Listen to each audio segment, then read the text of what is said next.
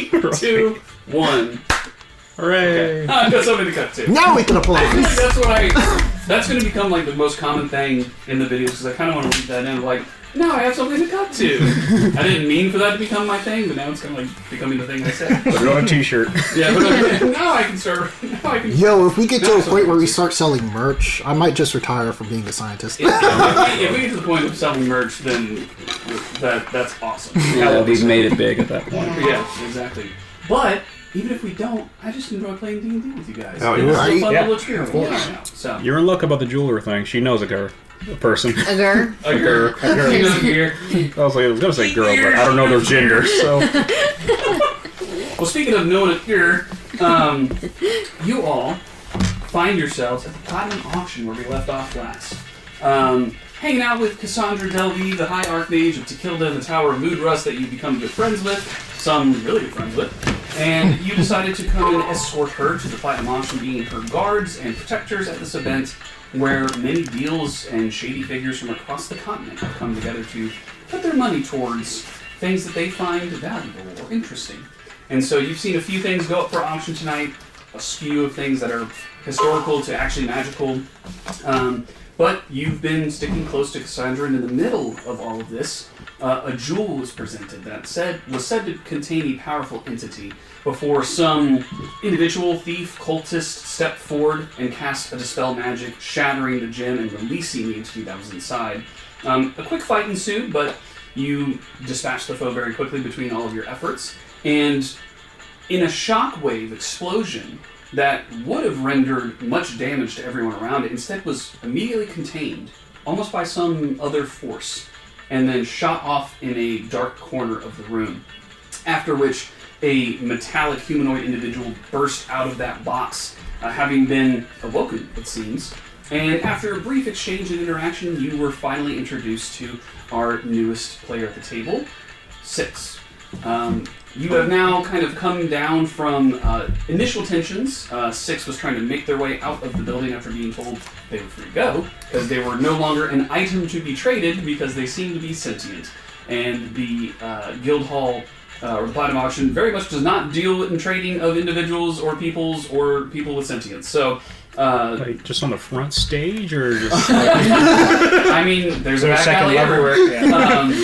But Cassandra stopped Six from leaving by communicating that maybe there was a mutual benefit of helping Six understand where it is they came from, and then thus Cassandra understanding a little bit more about this individual that has appeared before them. So, as I said, tensions have calmed down. We'll say for now that Six has made his way over to where your party was kind of collecting at. The room is largely empty at this point as they're still cleaning up the wreckage of the construct that had been released from this jewel, and repairing the stage, and Jasper's kind of like moving people around.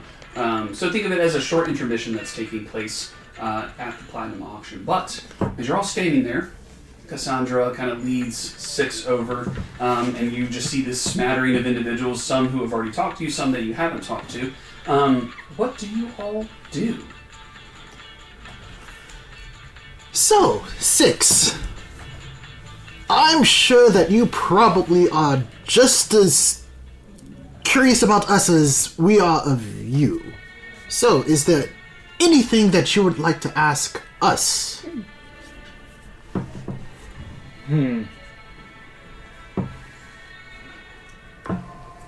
What are you? I ask myself that question a lot. It's like, cool, getting existential. I Like it. Can you go into more detail about what you're asking? I've never seen a being with horns. Ah, He's a cow. What have No. you seen beings of? Oh. And I just look at you. Like me? Yeah. You see me shift to you, and that's it. Oh, no, the question was like me. Like you? Yeah, like, have you seen things like me? You are... What are you? Air Genasi. I don't think I've seen Genasi You do either. not. No. Okay. Oh. What about me? Make a history check. I missed. Ooh. I did. Uno. Uno! 1. Oh! No. First roll. There's something. The rest of you see that 6 as you look over to Kenya and kind of give a quick once-over scan. You watch the eyes flicker and one goes out. Nope. And then you have a moment of just kind of like, you reach up and like instinctively like tap your head, and as it does, light comes back on. I would like to pull out my calligraphy kit, and I would draw like a little doodle of strawberry or that weird Oh, vegetable. okay, go ahead and make a dexterity check, we'll say. Just a general dexterity check. Ooh, boy, my dexterity should be good. Damn. Oh my god, yeah, this is what I don't use these dice, exactly why. So that is a 7, I believe. A 7. Ooh. Wait, is this a save, or is this just like Just a check. Okay, yeah. Oh, man. A 7. A save. Make a, I'll say make a intelligence check at disadvantage. It's a crude-ass drawing.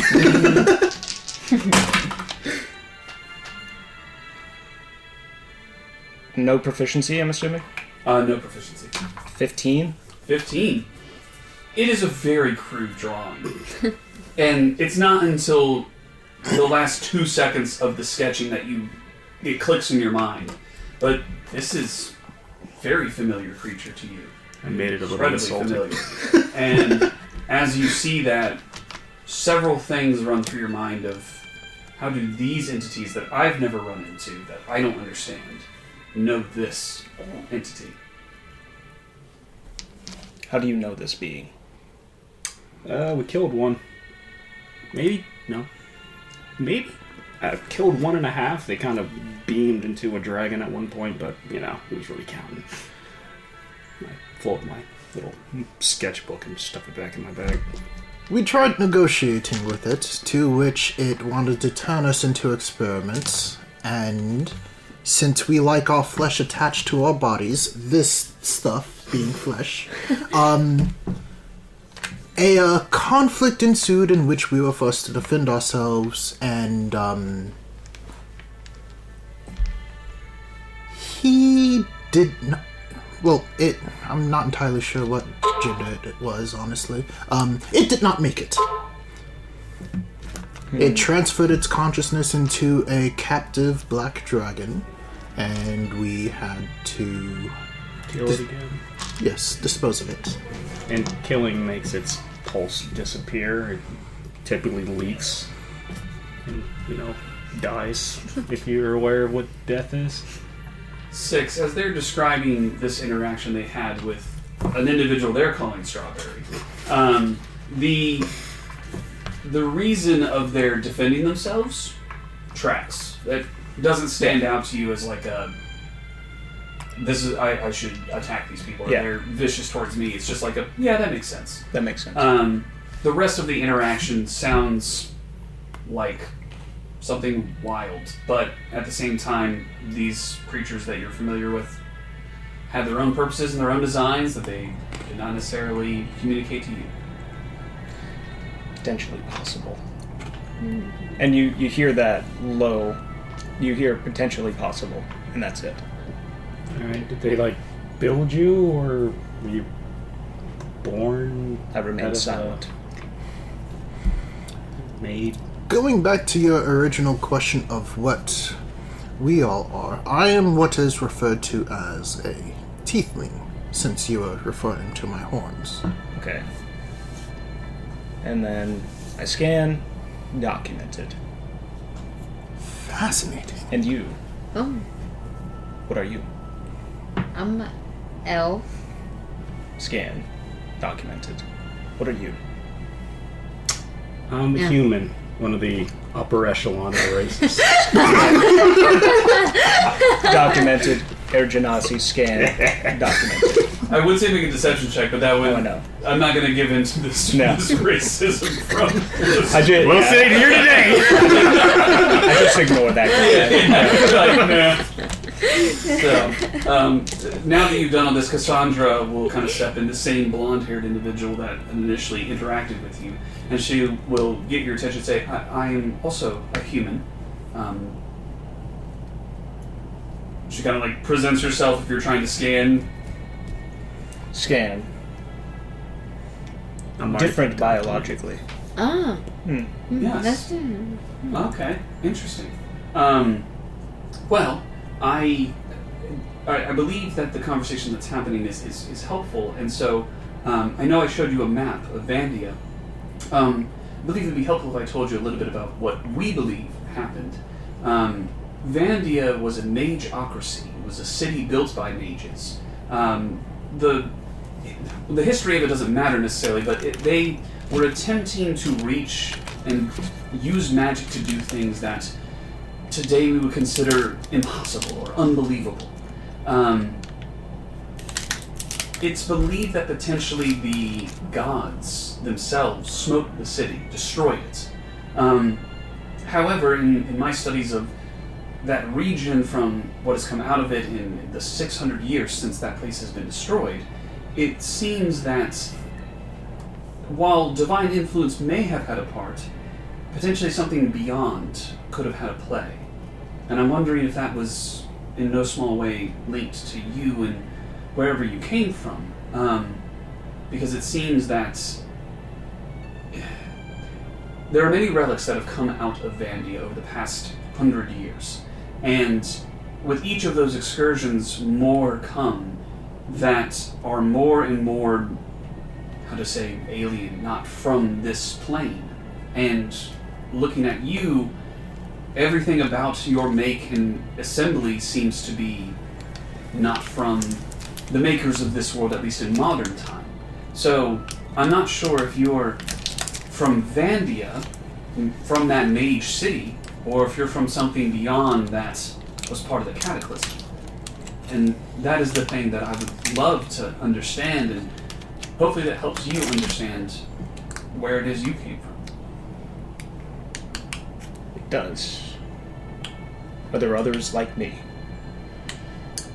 None that we've seen. I've been coming to these auction events for several decades, and while that's not the entire span that they've been occurring, I've never seen another entity like you be put up for auction. Although I guess you technically never came up for auction because you made yourself known as sentient and thus not meant to be sold. At least here. Well, yes. How much do you know of... You looked at Diana and myself, we are human, but how much do you know of humans, the world and continent of Iridia? Does any of that ping any thoughts in your mind? I have never been here, and I have not encountered many of these creatures. Okay. Have you encountered any of our kind in prior past?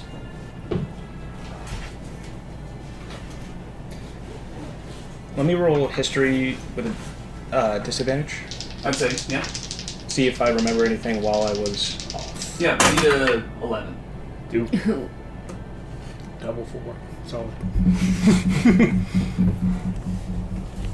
12. 12? Oh! I literally was just thinking that. Yeah. Nice. With a 12, it's not much because it's not really memory, right? It's just darkness. There's no concept of time or anything like that, but you remember hearing voices that were speaking in a similar language to Corvum and these other individuals. Some of the intonation that you're picking up sounds like maybe from similar races of human, maybe some others that you don't quite understand. But you've been here for some time, you're just not sure how long that is, but you have encountered, this is the first you've seen these types of individuals. First time I've heard the language before. Okay, interesting.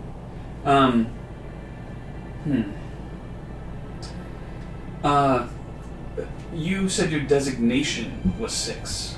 Is that a name that you were given, or is there another name you prefer? It is part of the name I was given.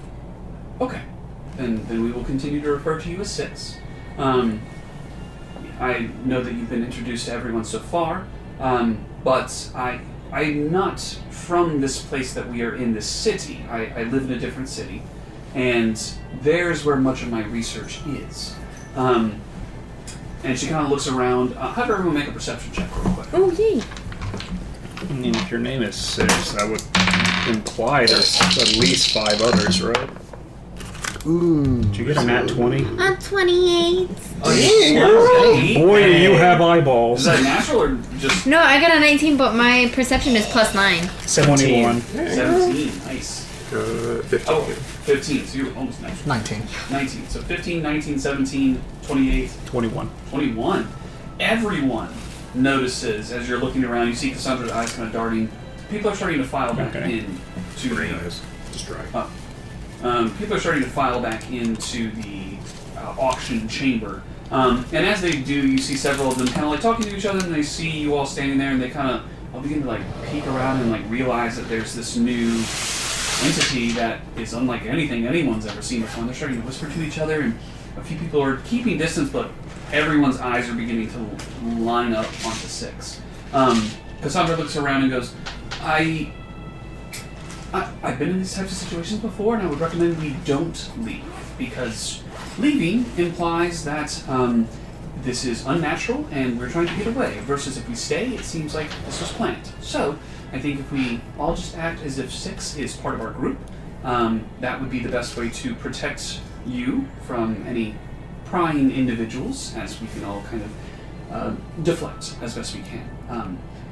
I do think that I will need to do some research back at my study in order to understand more and bring more information to you. Potentially have ways to even get us to Vandia, but it will take time. The region of Vandia is very difficult for arcane travel. Much of it has to be done manually with ships and such sailing directly. So that is something that we can look into. But judging by everyone's interest, we will continue this conversation later. But for now, let's just act like nothing's happened. So, good. Can I take a quick ping and look around? Can I see if I can recognize anything that is beyond pure curiosity? Something more nefarious? Sure. As far as people's intention, Yeah. Make an insight check. Just a general insight check. 16. 16. Hard to tell because you've not interacted with these entities before. You see some with furrowed brows, which you associate with anger. You see others with mouth open, like wonder and amazement. You see others just kind of looking with a nonchalant look that are hard to read. It's a smattering of emotions that, in and of itself, you're unsure if anyone would be nefarious or not. But the very idea of people having intention other than what they're showing it's like it's there, but it's an odd concept in your mind as you start to process that. At this point, more individuals begin to flood in. Jasper kind of hear a gavel on the podium. A different colored podium now has been placed at the front dais, as now the last one was destroyed. Jasper gets up and goes, well, everyone, thank you so much for taking some time and a short intermission. As I said, we like to keep it interesting here at the Platinum Auction, so we will continue with the bidding with more items. So, if everyone would please take their seats, we will continue here very shortly. It's about this time that I'll say continuing checks from what just happened, but starting with Kenya. You notice, for anyone else, beautiful satin, almost sheer in some places blue dress that drapes to the ground. Incredibly low cut V-neck that goes almost down to the nape and an open back, followed by a tumble of red hair and black horns. As stepping through the crowd, you see pulling up her sleeves and putting her arm through the arm of a very distinguished looking noble, you see Gwen stepping in and catch her eyes and just kind of steer the individual directly over to you all, and she goes, Cassandra, it's a pleasure to see you. Yeah, my favorite people. It's great to see you all here at the Platinum Auction. I was hoping that you would make your attendance here, as we had discussed this some weeks ago, that you were also interested in being here. So, well, how has the night been so far? I hope it's been exciting. It's been A lot less noble corpses than a few nights ago, I will say. Oh. You can't expose us. I was gonna say a You pun. certainly do. Wow, You that's got- nice. I can imagine this noble corpse. Was this in Takilda? Was this here? What? How recently did you arrive? See here. See here. See here. A man's gotta have his secrets. Bruh. Make a deception. I like how your lip was trembling when you said that. My brother in Christ. Oh no, why did you... Wait, hold on. Can I give myself... Off the gate. Jesus. First roll. Can I give myself guidance? You can. It is a spell to cast. You just start dancing. I love that video exactly. Yeah. Just be like, I'm giving you inspiration. Quiet. What are you doing? 1d4. But you're gonna give yourself guidance. That's fine. And deception. Shadow be cooked. Yeah, we are. So 9, 10, 11, 12, 13, 14, 15, 16. 16. All With right. the 16, you hide your true intentions. She just kind of looks at you and goes, well, we all have our secrets. I guess, if you're the one who killed the noble, I won't tell anybody. Can I and roll she in? kind of laughs, and the individual she's next to just kind of bellows out some laughter. Can I roll an insight check on her? The rich If laugh. she was I was like just thinking surprised by, Sure. You know. Make an insight check. You saw the dollar bills going in between each half. what is my insight? Insight should be pretty. Laughs good. and money. Yeah, It's like off the laugh of someone with no worries. yeah, literally. Okay, that's an 11. 11. can't I will see- also roll an insight to see. Roll an insight check. 19 plus Oh, get it. 4. 19 plus 4 for 23. Yep. Social Yeah. racism. So you read her reaction and you're looking for the littlest tremble of the lip or shifting of the eyes or the irises dilating. And as you look, there is genuine surprise at the mention of a noble's dead body. And when you say a man's got to have his secrets, you can see that sly, coy part of Gwen that you've just come to know, just kind of like, okay, fine. And nothing nefarious seems to click off her. It wasn't her. I'm saying that now. She laughs, the individual next to her laughs. She goes, sorry, I'm terribly rude. The individual I'm with is Lord Kine. He is a very esteemed lord here in the city of Samor. He goes, yes, it's a pleasure to meet all of you. Miss Gwyn has always been my accompaniment to the Platinum Auction in the recent decades, so anyone that she deems a friend, I also deem friend. So, it's a pleasure to meet all of you. Well met. And what is he?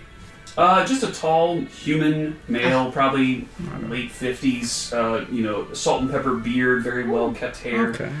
Silver fox, Nice, gotcha. Robes Silver of the distinguished of his house. But he just kind of stands there and looks at all of you and looks back to her. She goes, well, it's fabulous seeing you all here. Have you guys bought anything? This is an auction after all, and I see you somewhat light-handed. Yes and As she no. looks around. Just window shopping for the moment.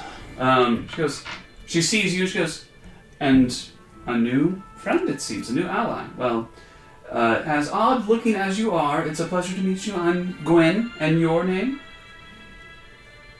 My designation is 6. Oh my goodness! And she kind of like looks to Lord Kine, who's just like, very interesting.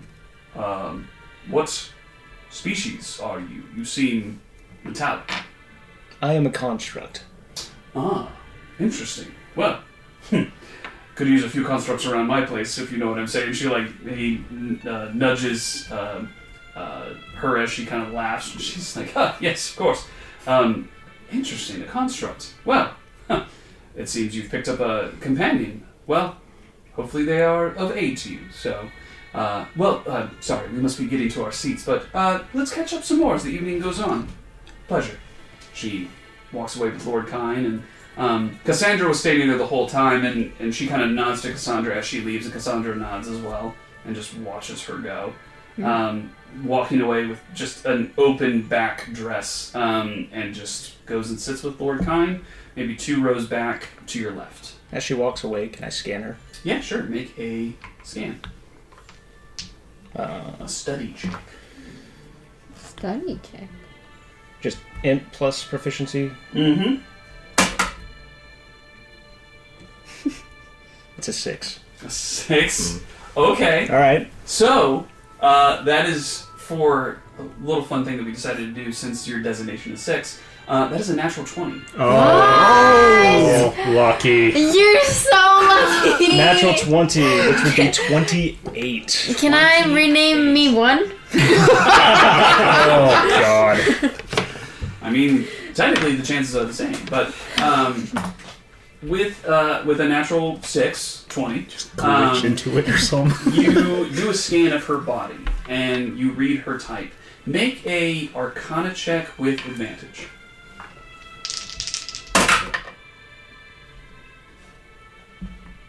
21. 21. There is she is there physically, and she is reading biological. All these things are ticking boxes in your mind. But there is almost a shimmer around her, and it's odd. You see, it's hard to say that she's physically there, but there's just something about her appearance that doesn't match completely with what she may look like. You're somewhat familiar with this type of magic, as it can slightly alter what someone looks like, or it can be above the table. It can be like a glamour charm. It can be something that's just altering her appearance in some way. But you read this almost field around her with a natural 20 and Arcana check duo. But that is what 6 knows. Whether they decide to share is up to you. She is visibly a human? She's visibly she has horns like Corvum does, but she reads the rest of her body more like a human, like Diana and Cassandra. Also female. Do we see whenever 6 scans something? I'd say that there's like a Yeah. flash that goes off. Yeah, I just focus, and you see the lights go off. I turn to Cassandra, and I mention she is not human and not tiefling. Read an arcane. Yes. Read an arcane, what do you mean? There is traces of arcane across their entire body. Well. Look, we knew she was evil. Is she? We just can't let her know we know she's evil. Yes. Is she? I'm sorry, hold on. And at this point, the auction is starting, everyone's getting hushed, but Cassandra very quickly says, what do you mean? What conversation have you had that I've not been a part of? What? Yeah, we blew her cover. Well, what? I mean, What cover? What do you think she is? Who do you think she is? We think that she's responsible for that fight that we had before. You think she's the can't? Possibly. I mean, I don't know any other races that are kind of human. With And the horns. auction will begin now. So, next up on the docket, and Jasper begins to launch into a slew of products, as if he's selling online, a slew of auction items that he is harking off. It makes it difficult to discuss anymore, but I would say with all of your passive perceptions and your proximity to Cassandra, she is visibly distressed as this has happened, as this information has just now been revealed to her, that you suspect Gwen of being the Cambion that you've been fighting. She is just kind of taking that, and you can see she's fighting hard not to look over her shoulder.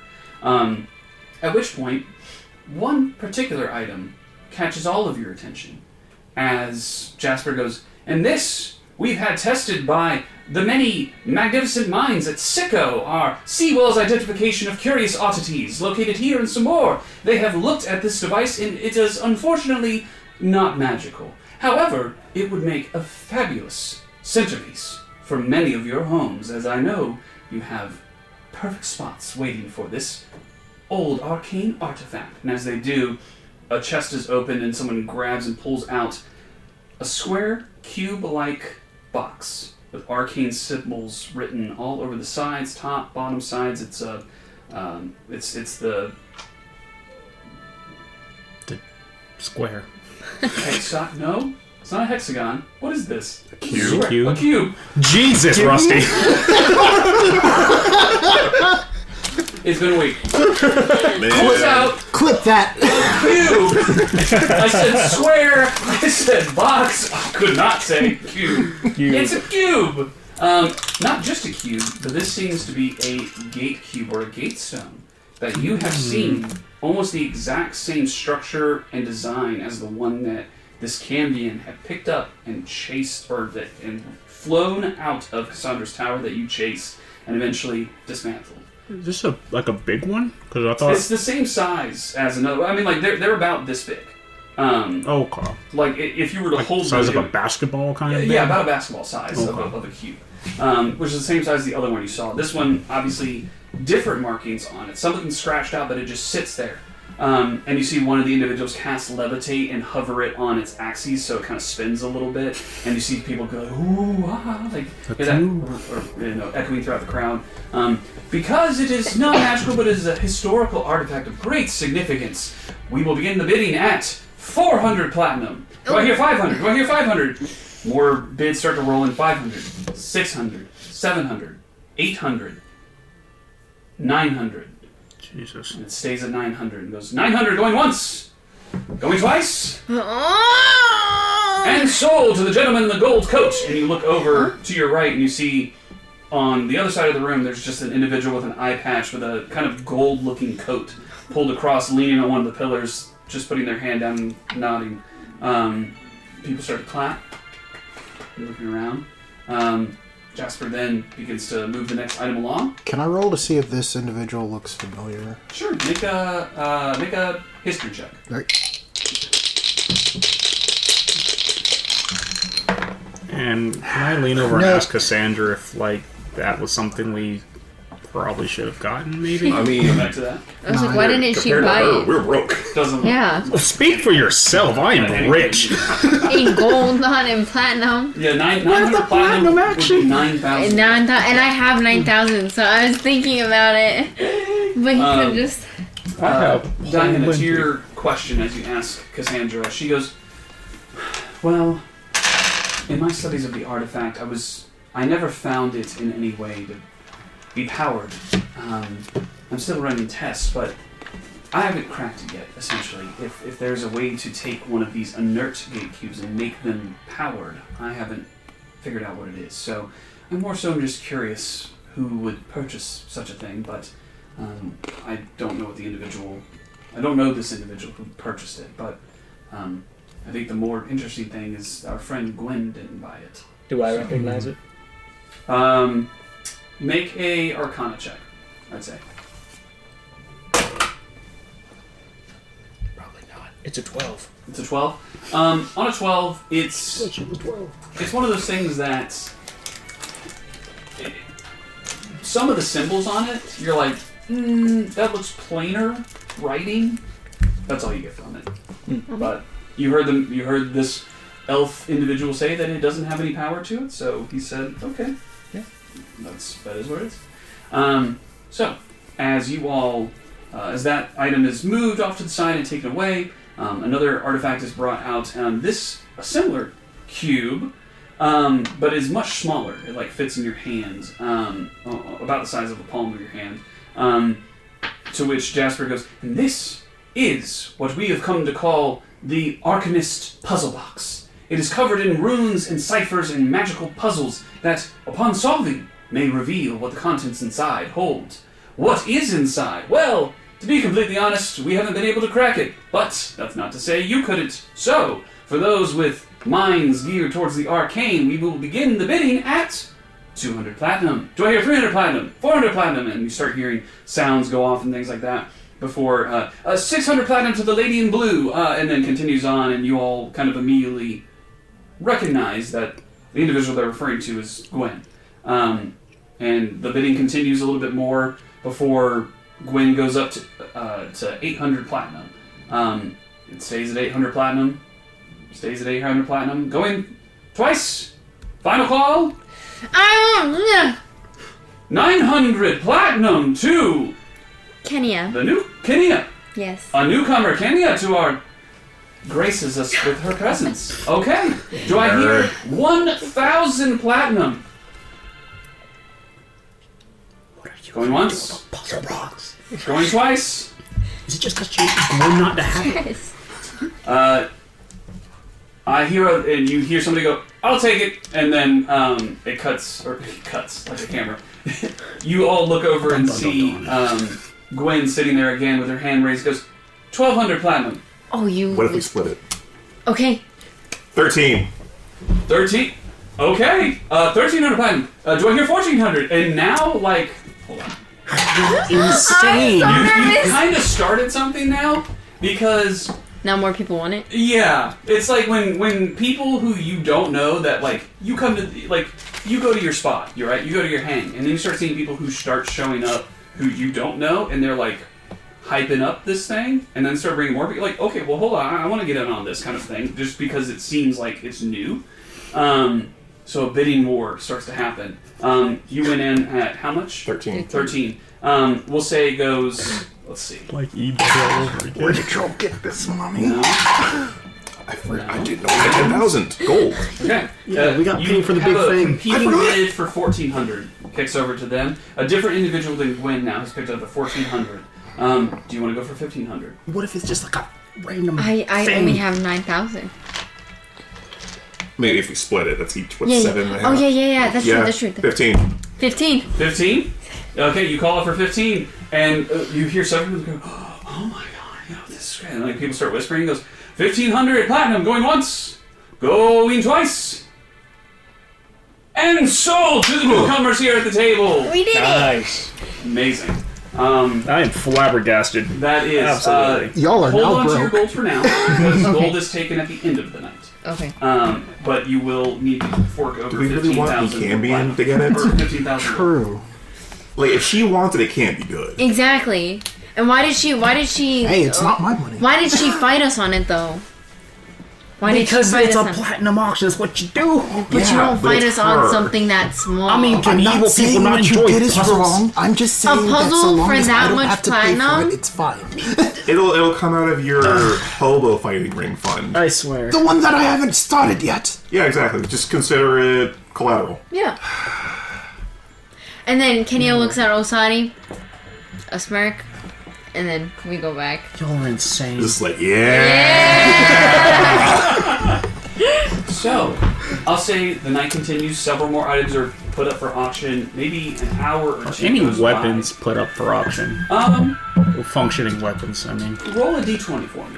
What type of weapon are you looking for? Well, I'm pretty much proficient at anything, so That's anything, also really. very true. Go, just roll a d20.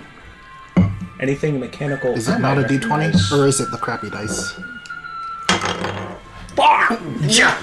Crappy dice. It's a 2. It's a 2.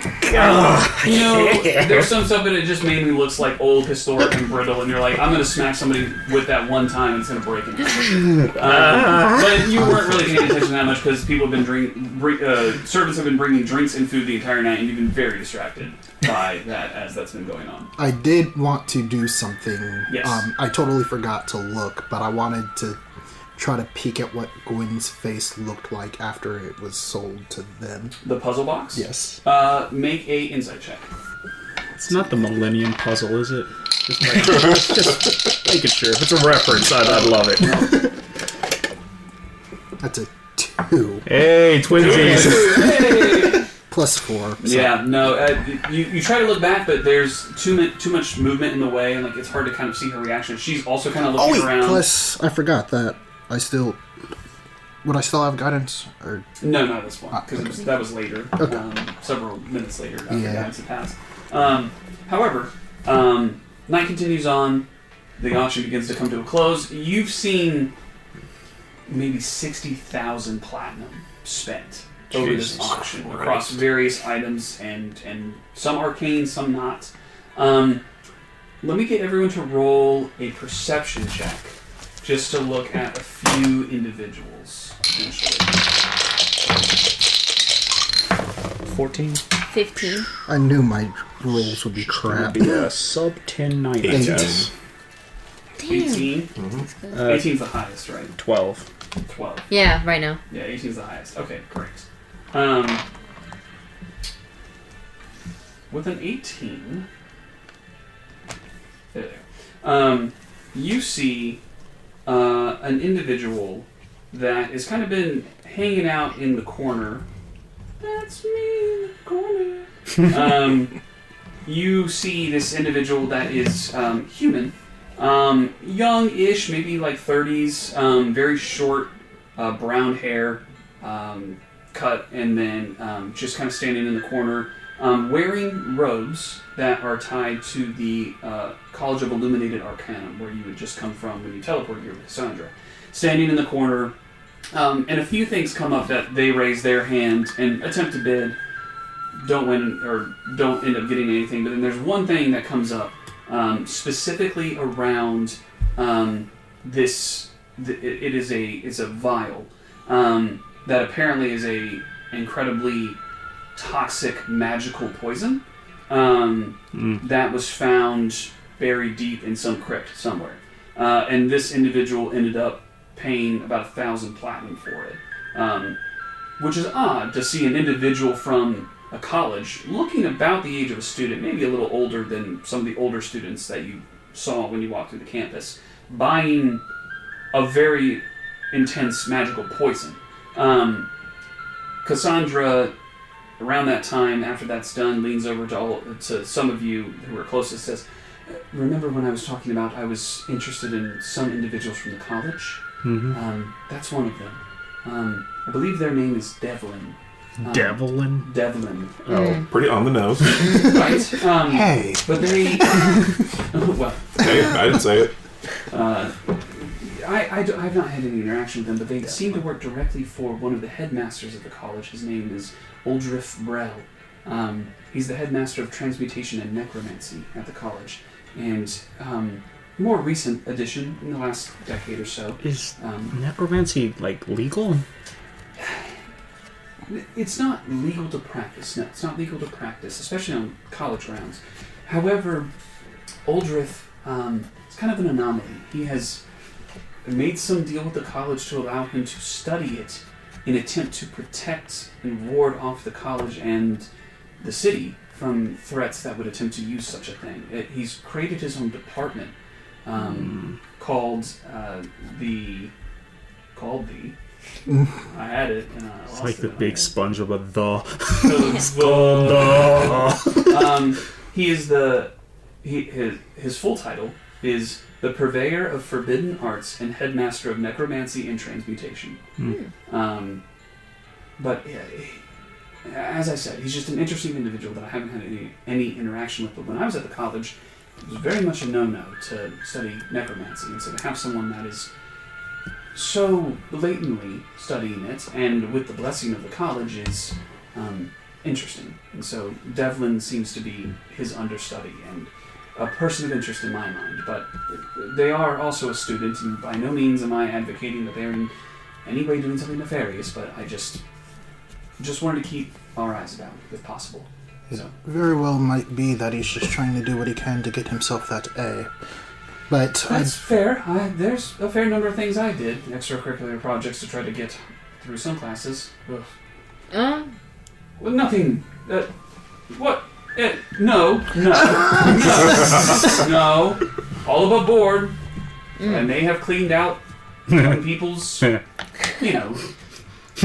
closets and classroom pickups, and maybe someone told me to go to their house and clean it up, and I did, because illusion is difficult, and I don't like illusion magic. Anyway, that's aside the point, and wow. So you're kind of looking at you, was like, how dare you? But she continues, and the auction continues for the rest of the night. That was something that happened kind of in the middle, but wanted to follow up on that. As the auction comes to a close, many individuals begin to leave immediately.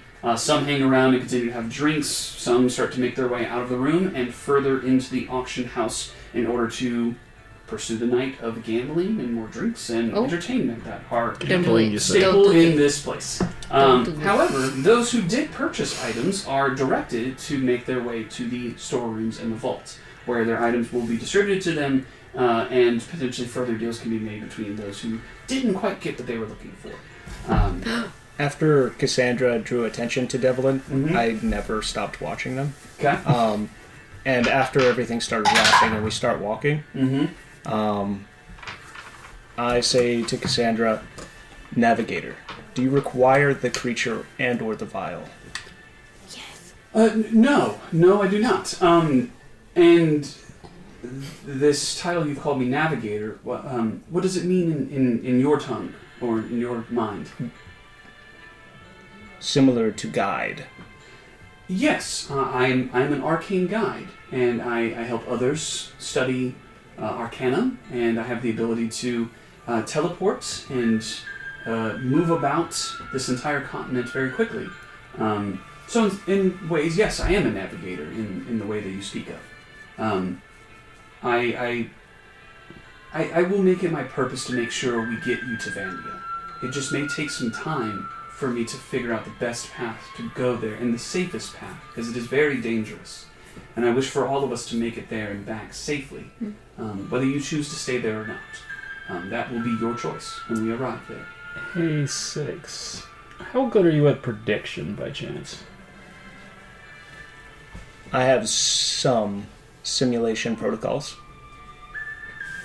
I'm gonna come show you something. It's called gambling. You just see a tear run down Corvum's eye. I'm so proud. I bet you Will this help get us to where we're going? Gold always helps us get wherever you want to go. So She's not absolutely. incorrect. Plus, this would be a perfect cultural exchange. Oh boy. Absolutely. He has All no right. money. After I will gladly put down 100 gold.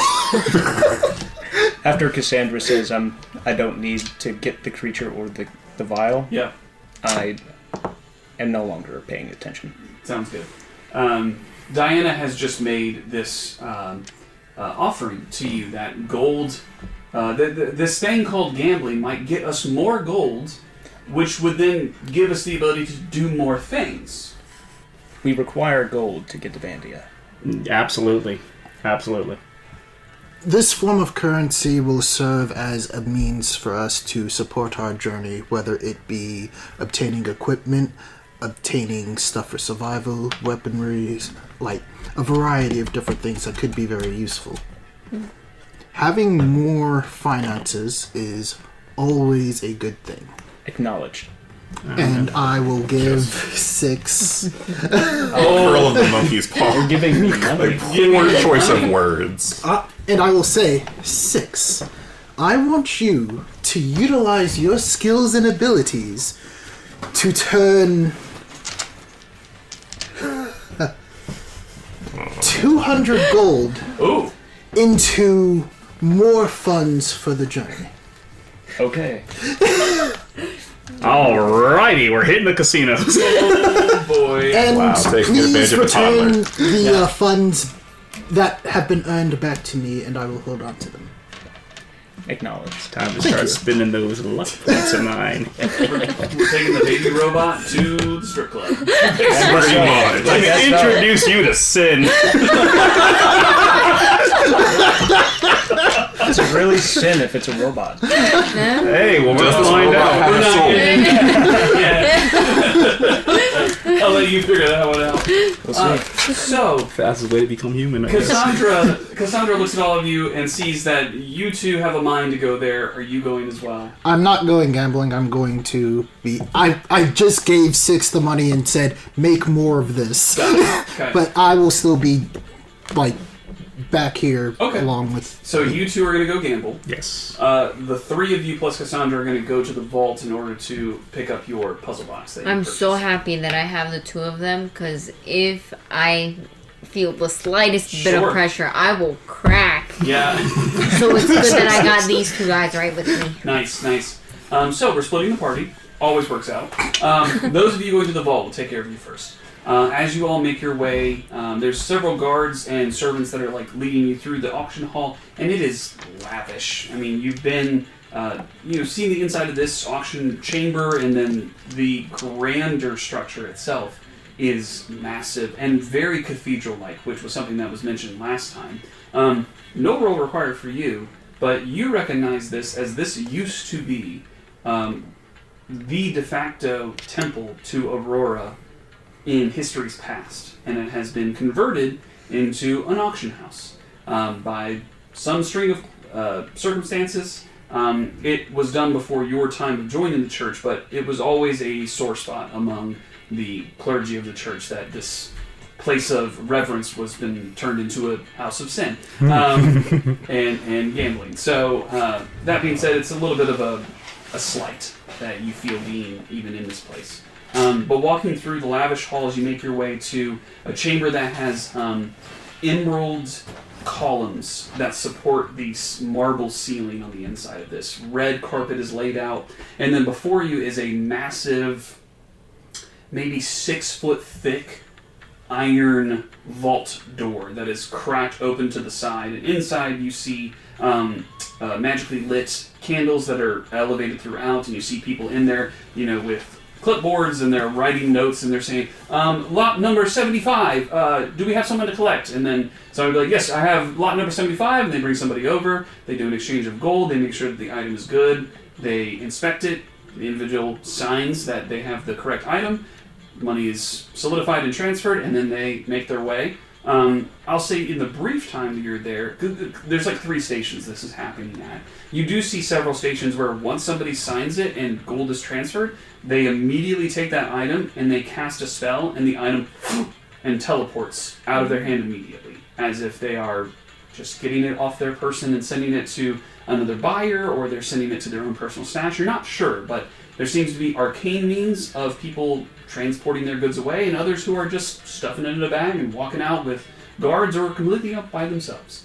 But you do see an individual call out for lot number 87, at which point you see an individual look over. Yes, you 2 individuals. You had the Arcanist puzzle box, I believe, correct? Mm-hmm. That's correct. Great. If you would please follow me this way. And they kind of pull you 2 over. The wooden chest is brought out, set on the table, and opened, and you see the puzzle box there, as you saw it before. And the gold or the gold or platinum of 15,000 gold, or 5,000 or 1,500 platinum, or 1,500 platinum, or 15,000 gold, whichever is your choice. As they Okay. kind of look to you. How do you? You can do 7.5. Yeah, I turned my gold into platinum. Okay, you turn. Okay, Yeah. You so convert I'll it. put 700 platinum. Perfect. Yeah. Quick question. You Yes. said the Arcanist's puzzle box. Is that based on Arcana or Anarchy? Arcana. Okay, cool. That's and a nasty then, white box then. Do 750 platinum, because 750 and 750 would make 15,000. So as you start counting out the money and putting that to the side, lightening your purses significantly. If either of you would like to make an investigation Me? or Arcana check, Ooh, either. but they give you different things. Yeah. Okay, you got to do investigation because I got a +1 on that. I got a +5 on Arcana though. I'm with them, so would I be You're able with to roll? them, yeah, and you're standing to the side because they're allowing like guards or accompaniment to be there. So if you would also like to make an Arcana check with them. That's a 16. 16 Arcana? Yes. Okay. I'll make them too. Why not? 15. It's cold. 18. 18. So 18 investigation? 18 Arcana. Oh, 18. Okay, Arcana. How much Arcana? Arcana. 15. 15. 15. And, Oh, yeah. 16. 16. Yeah, 16. 16, 18, 15. 15. Yes. Thank you. I pointed at him and you said 15. Yeah, and then I'm like, It's all good. With your rolls, it looks the same. Seems to be. With an 18, though, you actually, like, everyone's kind of, like, looking at it, and you're just like, this is mine. I can do what I want with it. You just pick it up and, like, sort of look at it, and nobody stops you. You just kind of look over it. And even as you pick it up, it almost, like, the runes on it alight as you pick it up, and it's warm to the touch, and you can feel it kind of hum. And even just picking it up, like, you can feel parts of it slide and move just even with the littlest touch. And there's sigils all over it, there's some parts of it that turn, there's some parts of it that press. It's incredibly intricate, but you're like, yeah, this is definitely that. And the gold is transferred. There's just a dotted line for you to sign with your 2 names that this is something that you're okay with. Mm-hmm. So as I sign my name, I want to ask one of the auctioneers. Yeah. Has this thing ever done anything in your possession when you touch it before?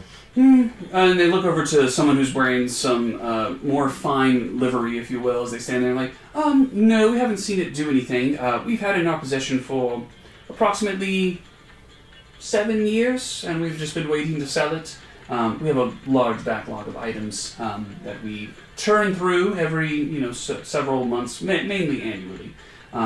But we've had this for 7 years, and it's never caused us any issues, if that's what you're wondering.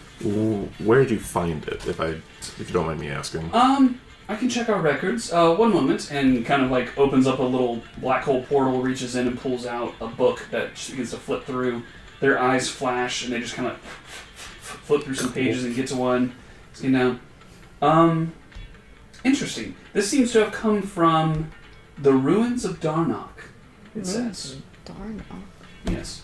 Is that on the map somewhere? Yes. If you look on the map, just right about here. Oh, there it is. Southern tip. Right above your head. Of the land of Iridia, there is an island that is just known as the ruins of Darnock. You're not sure of the history of it. I was going to do a history check. You on can it do a to see history if I- check. You should do a history check because you've done a lot of reading in your dark ages. Probably not great. I guess a follow-up question for you. 12.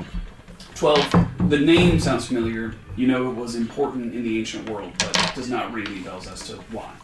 Actually, better yet, can I roll to try to decipher any of the runes on the box? Yeah, I was Sure. also thinking the same thing. I would say this is now just straight Arcana to get a sense of it, and this is a high density. Alright. Dang. Alright, jail. That was a 4. 4, not a clue. Jail. Yeah, 9. 9, yeah. Both of you look at it and it is incredibly intricate, but there's a lot of stress in the moment of you just handed over more money than you've ever seen in both of your lives, and you're like, I just paid for a box, and you're almost starting to have that buyer's remorse. Where you're like, it's fine. I paid for a box, but yeah. the box moves on its own. Is In fact, Corvum, touch this for me, will you? Mage hand. Cassandra with us? Cassandra's with you. So is Cassandra not thinking about any of these ruins, or? That'd be hilarious. I'll say make an insight check. It's more close to a This Rubik's box Cube, is giving me probably. Hellraiser vibes, I swear. That's a nat 20 plus 5, so that's a 25. Solid job. Incredibly easy for you to pick up. She was happy to go along with you to see what this box is and what it could do. She is tied up in her own thoughts. She has seen, she saw a construct erupt from a jewel.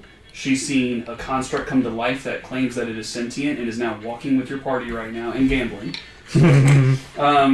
Corvum and you all just told her that you think Gwen is connected to the Cambion in that she might be the Cambion that broke into her house and stole her stuff and crazy. flew out of there.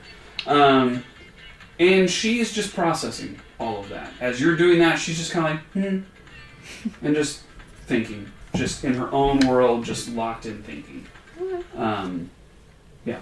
That's what you get. Okay. Yeah, gonna do an Arcana check on Arcana check. Did you have a follow-up question, or did you already ask me? I was going to ask, does anything happen when he uses Mage Hand to the box? Mage Hand picks it up, and it continues to stay alight. Okay, so it's still doing something at least. Yeah. And I'm going to give myself guidance. Give yourself guidance. Go ahead and make an Arcana check. Hey, I might not even need it. 16 plus 5, so 21. Okay. Do I even bother giving myself What's the guidance? Absolutely, yeah, dude. It's a super It's a complicated cantrip, box. why not? Yeah. Yeah. Yeah, see? 4, so 25? Yep. Okay, the DC on this first check is a 25. Told you, man. So, Solid. here's the thing. I have an actual puzzle box that I 3D printed for this. You see? But See? I didn't think you guys were going to buy it tonight, so I didn't bring it with me. However, I will bring it next time, and it will be a physical box that you can hold in your hands and attempt to solve. That being said, with a 25, what I will do is when I give that to you, I will solve the first part of the puzzle for you. As a successful check has now made it easier for you to understand how the box works.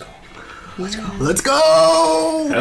Good stuff. Who told us not to buy the Dumb box? box. Who told us not to You buy know the box? what? Hey, Hey, I didn't know he had a physical prop. That's cool. Yeah. All I'll right. send you a picture in the Discord when I get home. Who would have know- thunk it? And you know what that means? It's important. But you know what I'm gonna do? I'm gonna flash all the wealth I'm gonna earn in your face while you have There you your go. dumb little box. Or maybe the negative. Not watch you lose all your money. I'm gonna lose all my money. Yeah, all of it. Like, it's gonna be You know what? gone. You know what? Absolutely. Use these die particularly. Just these. Because I did not do good last time gambling. Just at all. make Marquise roll again. Yeah. I just have a problem. Oh, yeah, because I tell you that works.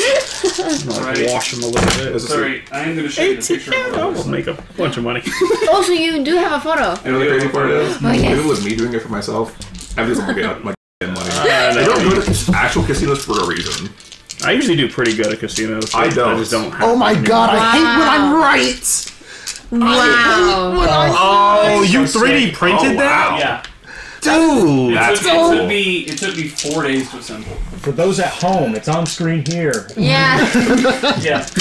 Nice. That is so That's cool. super Very cool. Hellraiser. You're correct. Corvum's gonna open this and hooks are gonna fly out. You should Into have it, sold, Yeah. destroyed, yeah. described it better. That's a cool looking box. Amazing box. I was like, I could describe it. I was like, but I didn't write a bunch of description for it because I was like, well, I'll have it. And then I was like, they're not going to buy it now. They'll find it later. And then I was like, oh, nope, they're going to buy it now. They were like, I'm sorry, Gwen wants it? Nah, we're going to buy it. Yeah. The spite on that. Speaking of Gwen, Yeah. do I see her in this area? In this area, no, because best that you could tell, she didn't win anything Anything. that she bid on. Okay. Best you can tell. But you Best I can acquire your item. You have it in your hands. You sign your name. You sign your name. Mhm. Both sign your name. No roll required. You both notice that as you finished writing your name, there was a slight flash on the signature when you finished writing it, like an arcane flash. You signed it, and you didn't inspect the paper. Oh no! Wait! But your soul belongs to a feet. It's not that. Everyone's doing it. It means seems it's okay. to be no, again with the rolls that you had and with the roll you had as well. This is a magical way of not just recording the name, but also like a little bit of like a mental image of what this individual looks like. So that way, if someone were to come and raise an issue, they can confirm the claim that it is somebody. Oh, who's so it's there, like a kind of thing. screenshot. Essentially. Oh, yeah. okay. It doesn't print to the page, but there's something arcane with the actual signature, and perhaps some connection to the individual who has the book that's like looking over everything. That's cool. Actually, this is kind of fun. No roll required, but you notice that the individual, when you asked if it had given them any trouble in the past, he didn't quite look your direction. He kind of like looked loosely in your direction, and then used the book and was reading it, but he wasn't looking at it. And you notice that his eyes are actually like slightly milky, both of them, as he's running his hands across the book. Oh, he's blind. And that's, and he told you the relevant information you needed to know about it. But something interesting connected to this individual, their book, and the signatures that are written, but unsure of how it's all connected. But I have something to write about now because that's really interesting. So you make your way back upstairs, or I should say, do you make your way back upstairs? Unless there's anything else we need to do down here. I mean, You see other people Cassandra just making kinda- transactions. Yes. You Sorry. Yes. Did you get your puzzle box, your item? yeah, it glows and moves. Well, it's arcane. Many things in the arcane do that, so Fair enough. I hope you find something interesting in that. Do tell me what is in it when you're done.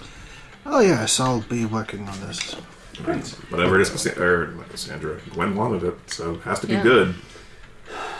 Yes, although I've seen her collection once or twice, and she seems to just collect odd things. I'm not entirely sure. What kind of odd things? Well, there's she has like a couple of glass cases in her room that have different pieces of artifacts that she claims are from Bandia. And as Cassandra's saying that, like, she's having trouble remembering exactly what it is, but what she's saying is very much confirming the same artifacts you saw in Gwen's room in those glass cases. That some gave you pause because they had planar kind of magic associated with them. But yeah, to your point, that's what she's commenting on when she says Gwen is just into weird antiquities. Gotcha. I didn't know if you meant like other things. No, this is what I'm talking the about. same things that. Well, that's right. You all were in the room, so like you saw the exact same things that Corvin and Cassandra were referring to. Okay. But as she kind of stands there, she's like, sorry, I just it's a lot to process from this evening. We have a potentially 1,000-year-old construct running around with a gambler. We should probably take care of that. What could possibly go wrong? Probably fine. Probably fine with you all is not fine at all. So let's go. And she turns and begins to walk away. We cut over to you two, where you've been this whole time. Scan that! So, you make your way over to a series of tables. People are playing cards. People are playing chess and checkers in the corners, like very, very non-committal games. And then you have like high-stakes poker and dice tables and other betting going on. But as you make your way there, I will say your options are, because it's simple, your options are dice. We'll say the poker table's completely full, and dice. There's a spot at a dice table for you to make. How convenient to have some dice on me. I suppose. Yeah, exactly. I start walking towards the dice table, and I start reaching for the gold. The gold on the table. I require gold. You start to reach for the gold, and like one individual looks at it and goes, "Whoa, hey!" and like moves out of the way, and then another orc individual is kind of standing next to me. He's like, "Excuse me, friend, stop there," and like just puts their hand on your chest, just kind of clanks. He's like, I require gold. I appreciate the spirit, you but have to play the game. We gotta earn it first. Game? What is a game? The game is this, and kind of like looks over to you and goes, "I'm sorry, is this your construct?" Yeah, well, apparently that's Either sort way, of can a you have foretaste. them get out of the way while we're trying to play our Yes, game? actually, he just needs to explain the rules, that's all. It's very rules-based. He's never played dice I'm before. sorry, you're going to have your construct play the game for you? He's gonna help. We're both gonna play. And like, they kind of just everyone at the table stops and just like looks at you. I thought this was a no discrimination table. Is there a Looks at problem? the dealer. The dealer's like, I mean, do you have the gold to play? And I don't have anything to carry anything. you just hold a sack. No, I gave it to you in a bag. I had been holding a sack Yeah, of you got a gold, sack and of I gold. just drop it on the table. And how much gold was it? 200. 200 gold. I dropped 200 gold onto the table. Hits the table. The dealer kind of like looks at it and like, or the administrator for it like picks it up and looks at it and goes, "Oh, yeah, all right. The construct and the human can play." So 100 gold from each of you is taken to I don't buy know. in. And the human. Creature, how does one play? You. I'll say, Diana, you explain this to Six. But essentially, what it is we're gonna take 2d6, 2d6. and the goal is squares. to be higher than what the house rolls. If you roll higher than the house, you double your money. If you roll lower than the house, they take your money. And it's back and forth. It's a game of luck. Essentially, Can I calculate the rotation of the dice? Please do. Can I land the dice Sure. in a certain way and use like intelligence? Here's what we'll do. You're thinking through this of like, okay, this is a way that I can win this game. Obviously, this is a game of skill. Yeah. This is not a game of luck. This is a game of skill. Yes, sir. But you've never done these type of modal movements before. So what I'll have you do is I'll have you roll at disadvantage The first time. for the first time because you've not done this before. So I'll roll the Yeah, I was first, gonna say roll then 2 the second, and then do the second because that's gonna be crazy. So yeah. So what's the lowest? 7. 7 is the lowest total, and then go and roll your 2. Mama needs a new pair of shoes. A 6. A 6. A 6 and a 7. 6. No. Hey! All right, there's a 5 and a 4, so that is 9. With a 9, your money is taken. And 6, you're standing there, and the 100 gold that you both have put down on the table is immediately taken from you, as you did not beat the score that the table rolled. And you notice, and Diane has explained this to you, so you realize that this is part of the game. Yeah.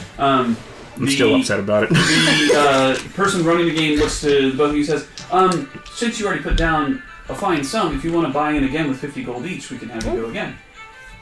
Yes. Mama didn't raise no quitter. I put down 100 more gold. 100 more gold, so 50 for each of you. A puzzle. I have an issue. Now, just roll your 2 dice as normal. Alright,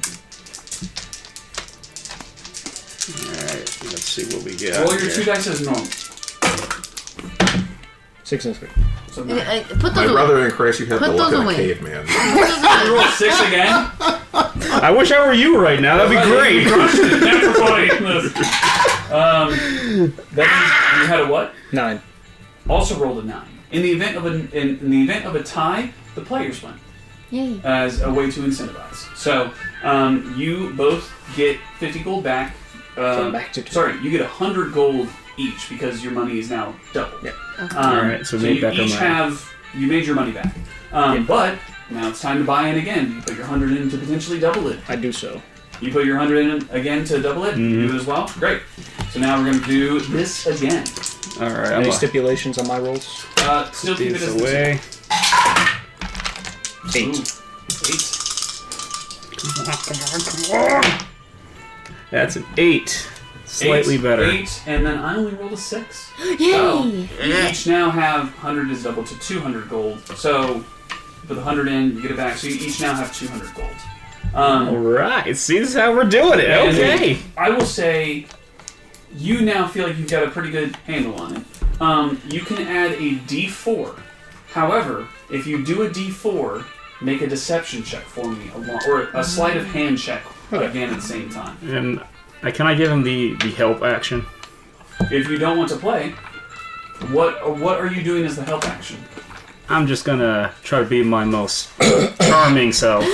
Charming self. That my charm is terrible, but I'm gonna try anyway. Who are you going to charm? Who's watching us is like Everyone. There are 7 other people at the table. One of those is the administrator of the game that is rolling the dice for the house. Okay, then I'm just gonna start yucking it up a little bit, like I'm a high roller, don't you see? And I start jingling all the gold that I've got on me. Go ahead and make a performance check. Boy. Oh god, I wish I was any other character. Though I think wish you were an elf like Glowstone. Okay, Right. you said performance. You should have It's a trained negative. for this. Dang. Let me borrow your hand here. Here we go again. That is a big old 2, but I'm gonna go ahead and use my first. I'm gonna use my first luck dice. Oh, you have luck! Yes, sir. That's right! Heroic? It's a 2 again! This is like a 4 Heroic you roll inspiration? today. Bro! You have inspiration. Are you going to use your Yeah. Use your inspiration? inspiration. I never use it, so yes. Go for it. Use your inspiration. Please. Oh no.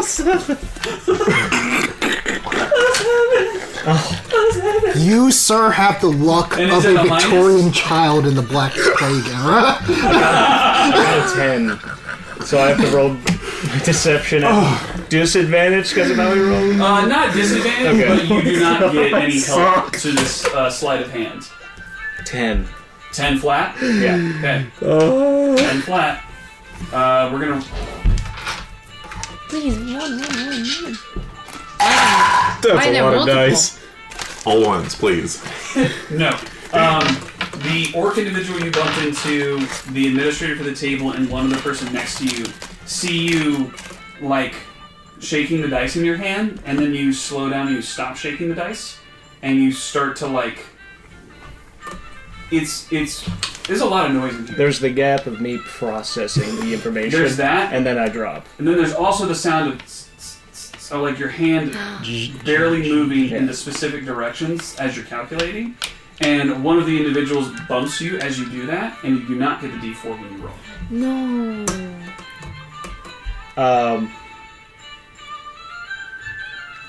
After that happens, I'm just staring deeply into this orc. Yeah, this orc, who looks at you and goes, he just leans over, just past where your ears are, like, leans right past your face so that you can't see his face anymore in your side of your head, just goes, I see what you're trying to do. But you're gonna cheat at the game. You gotta cut me in. Oh! Oh. And I'll help you out. I need gold. I double. Affordable losses is 10%. Affordable losses is 10%. Is that what you're dealing Yes. out to him? Yeah. As like, I'll give you 10% of the winnings? He goes, 50. Oh, that's a little much. Creature, your hostilities are not welcome here. He kind of like leans back and looks at you with raised eyebrow and just goes, guys, you should talk to this construct. He's a... Oh, Wow! Throw the arm blade out. Throw the arm blade out. Go ahead and no initiative needed Yeah. because we're gonna do this in kind of like a pseudo combat scenario. But as you do Maybe that, we did eat. immediately the mood changes. The individual steps back and kind of like puts his hands up and goes, "Oh, you don't want this smoke." And two guards off to the side like start to move in as they hear the blade come out and they start to move towards it. Oh no, I got this. And the person who's leading the game is like, "Well, folks, here's the cash out." Starts handing, is aware of what's happening and is also not trying to get out of the way immediately. It's like, "All right, folks, so here's the money doled out," and like starts handing money to I everybody. grab every single coin that is on my side of the table. As you begin to grab it, the orc is going to lunge towards you and take a swing. This is so exciting. So this is just going to be Not where I combat. thought this would The go. first Neither did I. two of you. He's going to make 2 attacks. Yep. He gets a +4. But this is about right. That is a 22 and a dirty 20 to hit. Okay, both hit. Okay, both hit. Let's do. What is your fists? How much damage do they do? Mine? Yeah. Let's see. I think they do 1d8s. Yeah, 1d8s. D8s, great.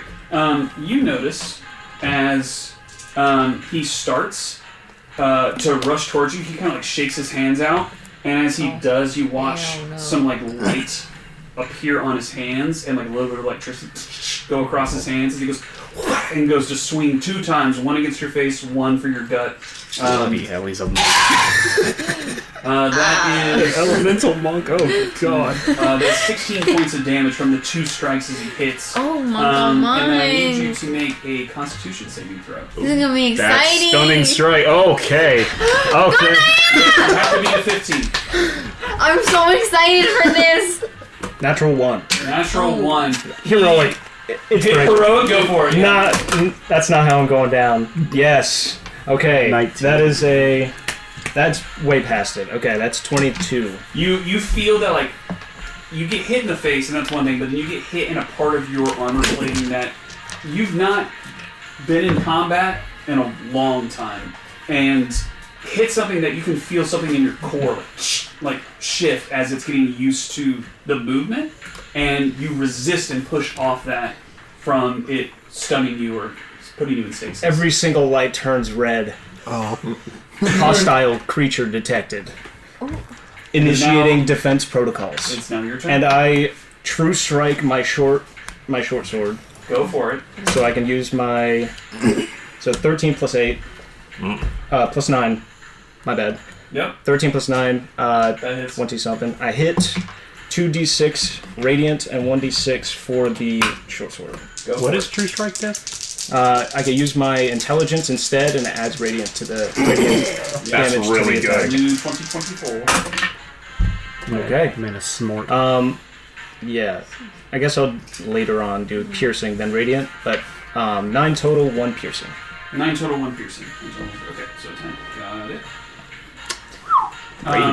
You stab into, and he like pushes off to the side, and you slice through his abdomen and kind of pull the sword back, and as it does, a gout of blood kind of across the carpet. As he's like, "Whoa, you got some moves!" And you see like a fire go in his eyes as he's like feeling the blood drip off of him, and now he's into And this. then I'm going to transform. Oh no! What is that? What? Oh, I 'cause- will, as my bonus action, transform via wild shape into What is What do you this have? situation? Then again, he did turn into like a robot dog before. Yeah. Turn to a that's massive. How big is this room? Oh. I don't like when you ask me that question. It is probably a 40-foot by 40-foot room, 30-foot tall ceilings. I turn into a huge relic sloth. A what? I'm with Corvum. I beg your What? Kentucky Fried pardon? I gain 24 temp HP. Nice. And this is the relic sloth from Star Oh. correct? I think so. Okay. What is that? So You want to I share am with the a- Is that class? a magic card? huge beast. I think so. That's what we're going with. I am a huge beast. Yeah, that. Yep, you're huge. You swell, and as it does, the table gone. I'll say it's huge. Let me make some dexterity saving throws for everybody around. Okay, that's so many failures. So I'm just gonna roll some d6s. This is the only way it could have gone. Cool. There's a bunch of people in the surrounding area that take 5 points of damage. Should we be worried about them? As commoners, they have a little bit more hit points than that. Otherwise, you would have just murdered everyone. But everyone gets like shards of wood thrown at them. Chairs are bent over and creaked. The floor itself kind of caves a little bit as it's in this area wooden. People start to flee and run and scream. The guards now are going to rush in because this has turned into something that is far different than just a small brawl that's happening. Yeah. And so we will stay in this pseudo initiative. Actually, no, we're going to go into actual initiative. Okay, cool. Man, what a different story it is downstairs right now. How far are we away? You're screaming in the Does the ceiling shake? Does something happen? Are we like, oh man, maybe we really shouldn't have let this happen? I can't help but feel like this is my fault somehow. Yes. It is almost as if you are not a good role model. Wow. When you tell a creature that follows one directive to get gold, how do you think that's going to go? Yeah. Go Well, that way. errors have been made, lessons learned, and that's how we grow. But it's basically a kleptomaniac. It takes everything literally. Like, We're gonna roll with it. Because I ain't gonna let you get bodied, man. I got your back. But technically, Natural one for we did get more money. damn. Like I said, monk All is right, I common don't way. have a relic sloth just on hand, yeah. so we're just gonna use Phineas Druid Bear, Oh, um, go on ahead. and it's so medium, large, huge. Huge is 3 squares. Yes. Great. Okay. Don't worry, I'm gonna bring the screen over here in just a second. Let me light up this area. But that's a very beefy I live character. for You have this. 72 I mean, this is the stuff that I have Diana does all the 24 time. temp. This is normal. This is very normal. Yeah, This was the noodles- expected outcome. Wild shape isn't as tanky as it was. Oh. Yeah. Wild shape only gives you 10 HP now. It does not give you. Yeah, full HP as full 10 HP. HP. Can I roll initiative too or not? Yes, you will also roll initiative. Natural You got it one. there. Wait. We come over here real quick. Boy, a 6 in total. Great. Man, to be 6 right now, I swear to That's a God. big boy. Wow. You fit. There we go. Cool. So we're in this room. Let me get over here and zoom in a little bit on my end. And My then bear let's is so just beautiful. throw in. There's a Your beautiful green nooble. bear. This guy. Yes. He's the nooble. That will be standing there next to you. So there's 4 guards. There's Diana. There's our ginormous relic sloth. So let's get some initiatives in. In 3. Nope. Clear this. Remove all. Yep. And then we're adding. All right. Diana, what'd you get? I got a 6. A 6. Wow, you know, Right? you really should be 6 right It'd be wonderful. now. 6, what did you get? Natural 1. Oh, got it. I'm just gonna be Okay. shocked guards. that this was a capability of yours. What is the dexterity of the relic sloth? 9. 9? Okay, the guards will go first. They also rolled a natural 1. Shocked. Everyone is Slightly shocked. Faster dexterity. And then this guy's got a 8. Okay. Wait, they rolled a 1 Yes. and they're above a 6 in the initiative? No. So I will go first. No. They're not above you in the initiative. Oh. I was just saying. Oh, I get it. They're bigger than. Yeah. That's gonna be interesting. I realize now. The monk orc is gonna go first, seeing you transform, and is just like. Well, let's see. Make a intimidation check. 10. 10. He's going to hold his ground. And he's going to take 2 attacks on you. What is the AC of Relic Sloth? It's with the new wild shape rules, it's my AC basically. Okay. 18. 18. Heard. That is a dirty 20 and then a 12. So Okay. Man, it's hits. fighty. I wish I could roll that well. That is 8 points of damage as he punches. It misses the first one, hits you with the second. And then he's going to yell out, okay, I lied, guys. Can you give me some help? Yelling at the guards. Diana, it is your turn. You got it. I look around. Would I immediately start punching the guards? That's a great question. You know what? Sure, why not? I'm gonna grab one of the broken chairs and I'm just gonna chuck it at this guy in the corner. Go for it. You throw a chair at the guard. Go and just roll D20. Strength leading. That is an 8. So an 8 plus what? Nothing? Just flat? Yeah, because I don't think you have improvised weapons. No, I do not. So it would just be just do your dexterity, not proficiency. Which would be So 10 plus. Plus a 3, I think my dexterity is. Yeah, 3, so what's that? 11? Yeah, so I'm just... It's more of a hoorah, we're doing this than anything else. You throw this at this dude. Pull up guard stack block Thank again, you. because... Oh boy. God. Oh no. Does it hit him, please? No, it doesn't hit him. Oh. I just realized that guards don't have that many hit points, which is fine. Oh, yay. Guards. Cool. So you throw the chair. It misses. It hits the wall. And he kind of like ducks out of the way. He's like, "Hey!" Just like starts running at you.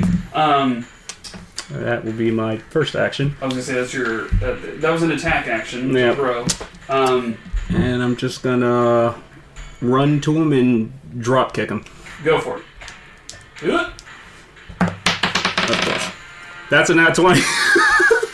Okay. Go for it. Bring a chair. You were just throwing the chair against the wall to get the shards of it to then grab and. Okay, so I guess that's just going to be an unarmed attack. Let's see here. So 1d8. What are my d8s at? Little diamonds. Yep, little diamond. Little diamond.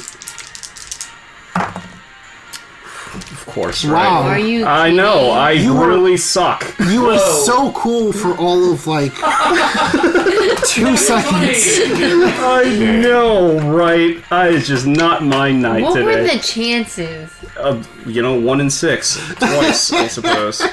Alright, so that's going to be a resounding 2 damage plus, I think I have a plus 3. I don't know. I hate D&D, bro. Like, just where are my stuff? Like attacks? Over again. Actions, attacks. Here we go.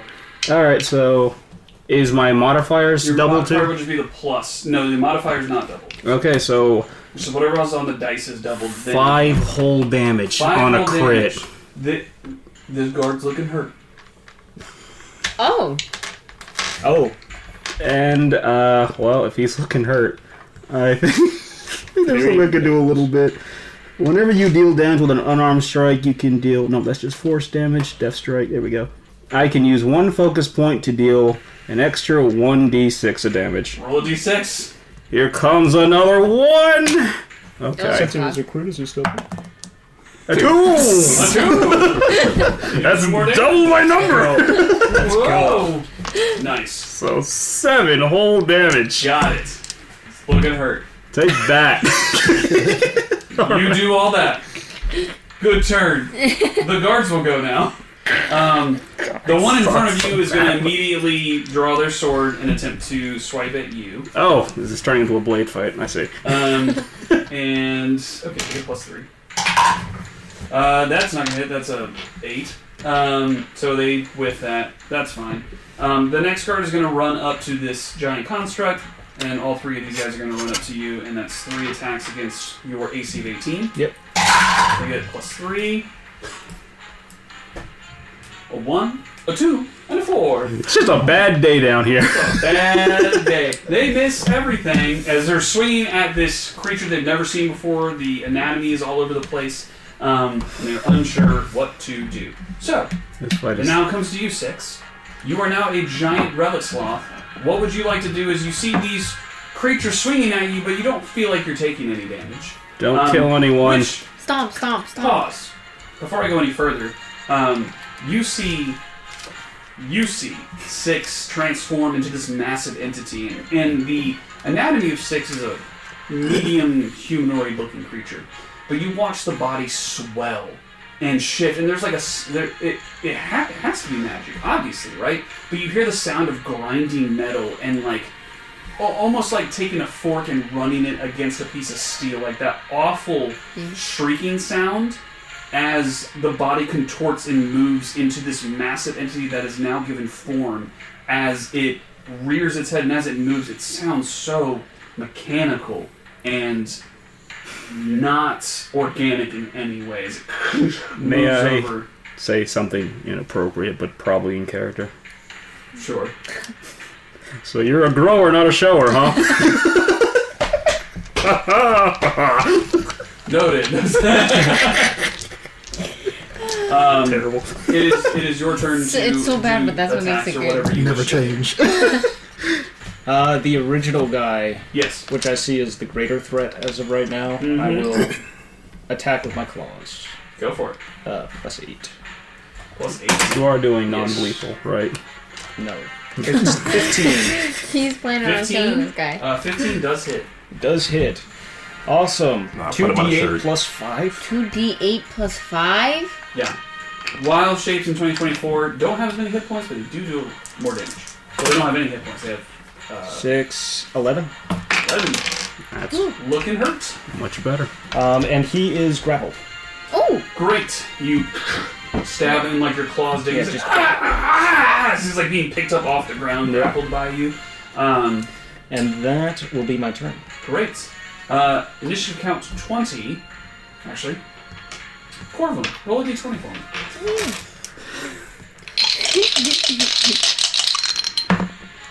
18. 18. Wow. Very good. You and Cassandra and Kenya and Osadi arrive to the hall where you left originally, where you were doing the auction. And you look around and everyone's pretty much cleared out. And then you look over and you see people just rushing out of the gambling hall, screaming of, there's a monster in there! We gotta get out of here! Oh my god! And like you see some people walk out with like blood on their forehead as like shards have like hit them in the face. And you hear like the sound of just battle, like about 40 feet that way. I leave them alone for 10 minutes. Don't. No, it's. Yeah, it is. It's definitely them. We'll say it takes your entire turn to get there if you wish to. Yeah. Yeah. Okay. You guys arrive on the scene, and we will go ahead and I'll pull you in here in just a second. You begin to see everything that's transpiring. But we're going to go and have the orc monk take some swings on you as you're holding him. That is a natural 20 and a 19 to hit. Okay. Grappled is just they can't move? Grapple's speed Yeah. is reduced to 0. Yeah. Yeah. They don't get Okay. disadvantage Two for hits. hitting with That's No, restrained, it's only I if they're think. restrained. restrained. Which is dumb, honestly. It's like the same thing. That's You would dumb. think, I know. right? Yeah. You would think.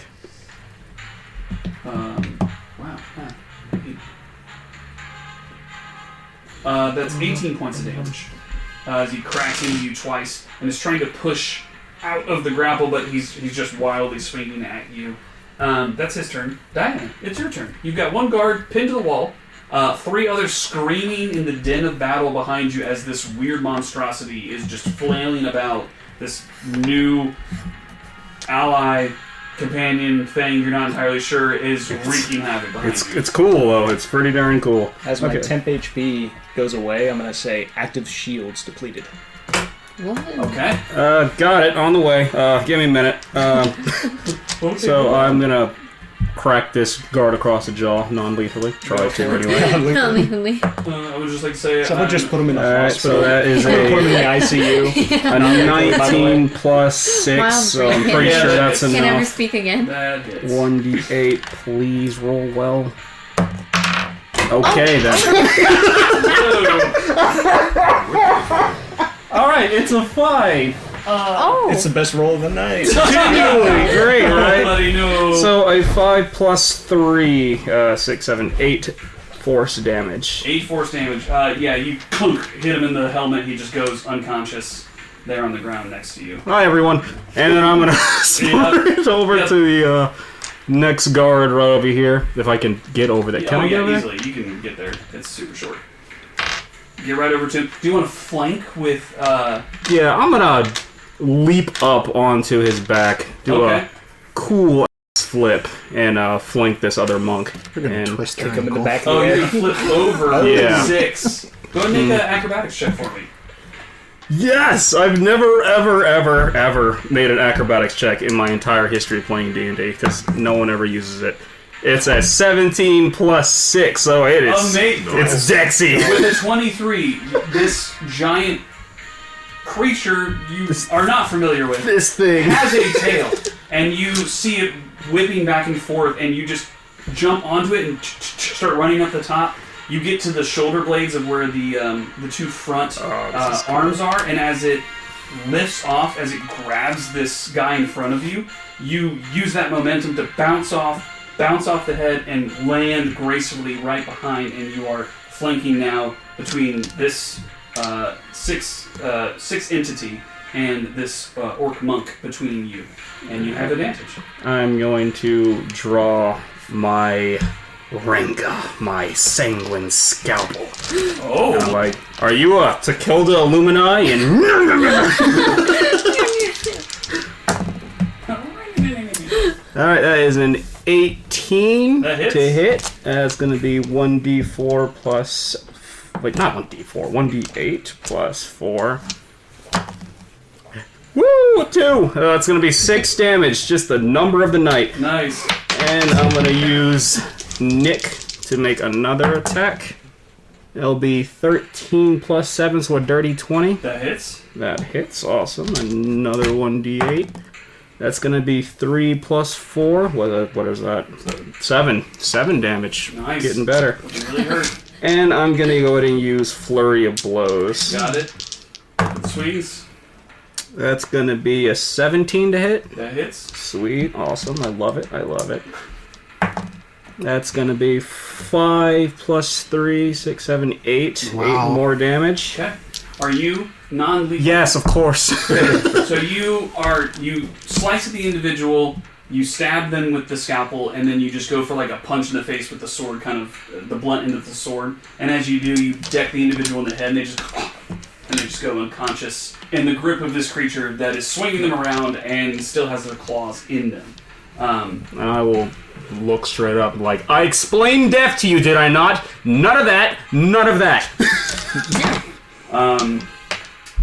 It's now the guard's turn, so the guards are going to go. They are going to. They hear you yelling that. One of them is going to turn and attempt to attack you. Oh. Of course. That is a 13. That does not hit. Then the other two are going to attack you 6. That is a 22. 22 hits.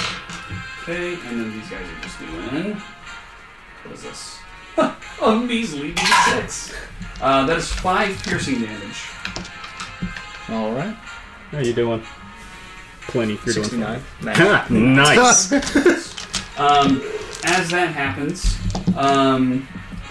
that is their turn. It comes to you, 6. You just saw Diana knock out the individual. You can read that they are no longer conscious, and then start yelling at you about don't kill people. But it's up to you to decide what you want to do as it is your turn. Target neutralized. And I drop him. just respectfully. There's a little bit of blood that like shoots off as he like hits the ground. Acquire Great the job. next target, and the one that hit me, I'm going to hit back. Cool. The one directly down and to your right, you swing towards. Go for it.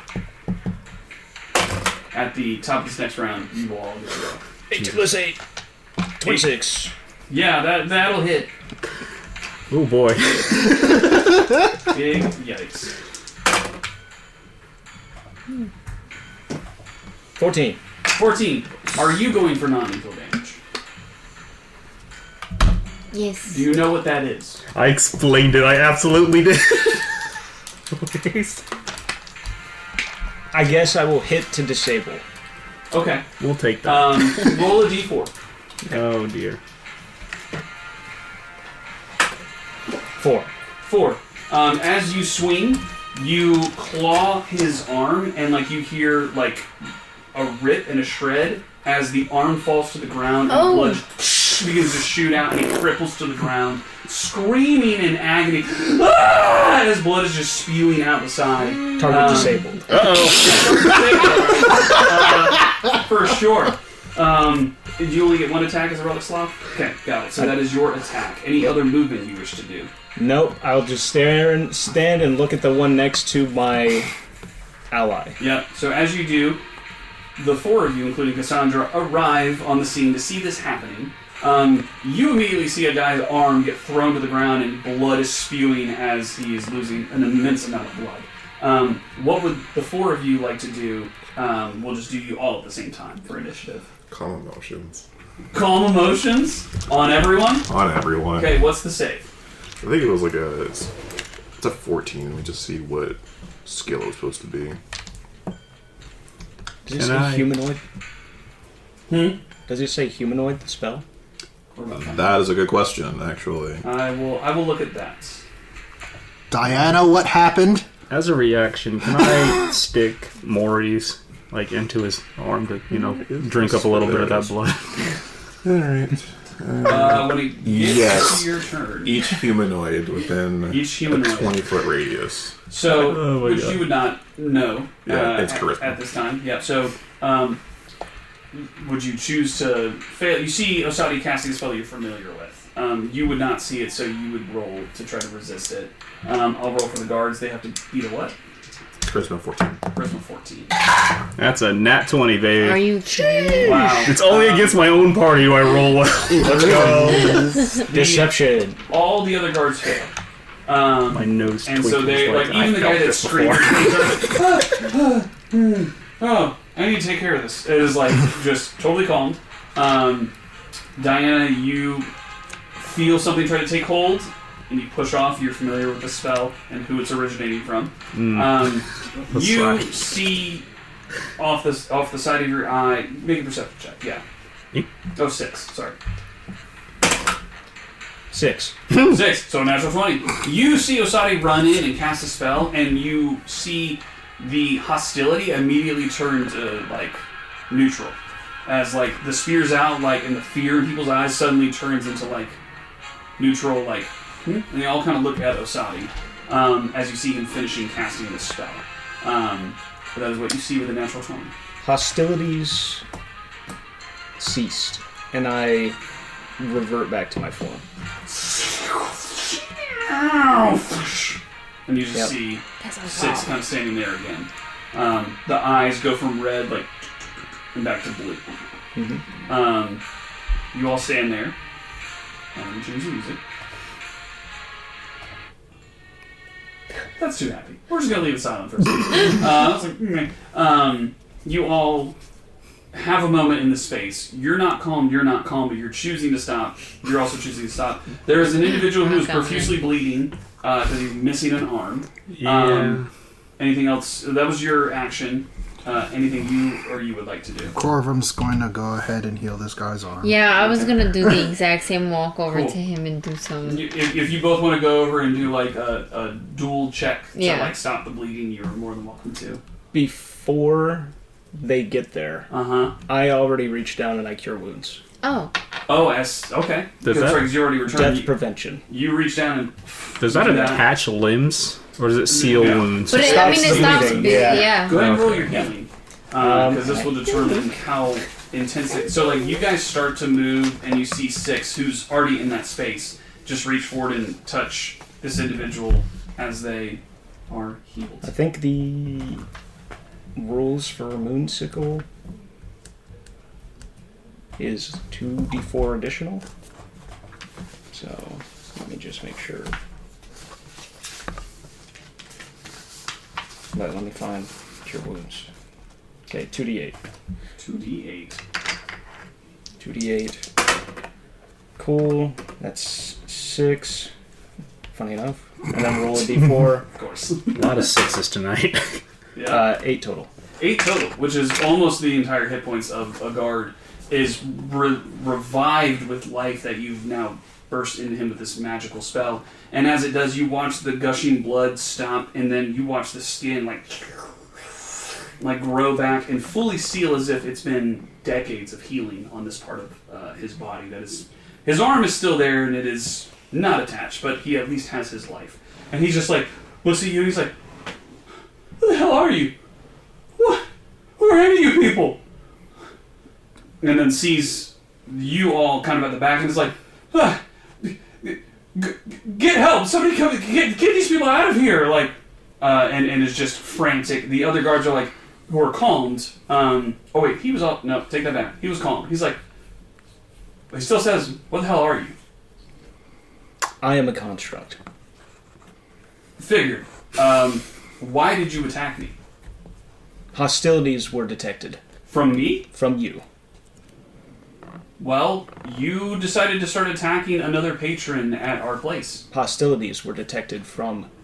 that creature. Yeah. He's out on the ground. He looks at him and he's like, "That doesn't give you an excuse to just start attacking people when hostility is detected." We're adventurers. What do you want from us, man? About this time, a few more guards come in after hearing the commotion. They see what's going on, but they, see that there's blood, but everyone's okay. And they're like, all right, you over here. They just, start putting people in corners effectively, and they begin to do an investigation. Can I do a sleight of hand check to take the arm and hide it? Sure. You can also, you can do that, or you can do a sleight of hand to do what you were asking about Mori in the midst of all this. I turn to pick up. I do Mori instead. Do Mori instead? Yeah, seems make a a sleight lot. of hand check with Mori. I might just... Delicious. What are you doing with the snake? Don't worry about it.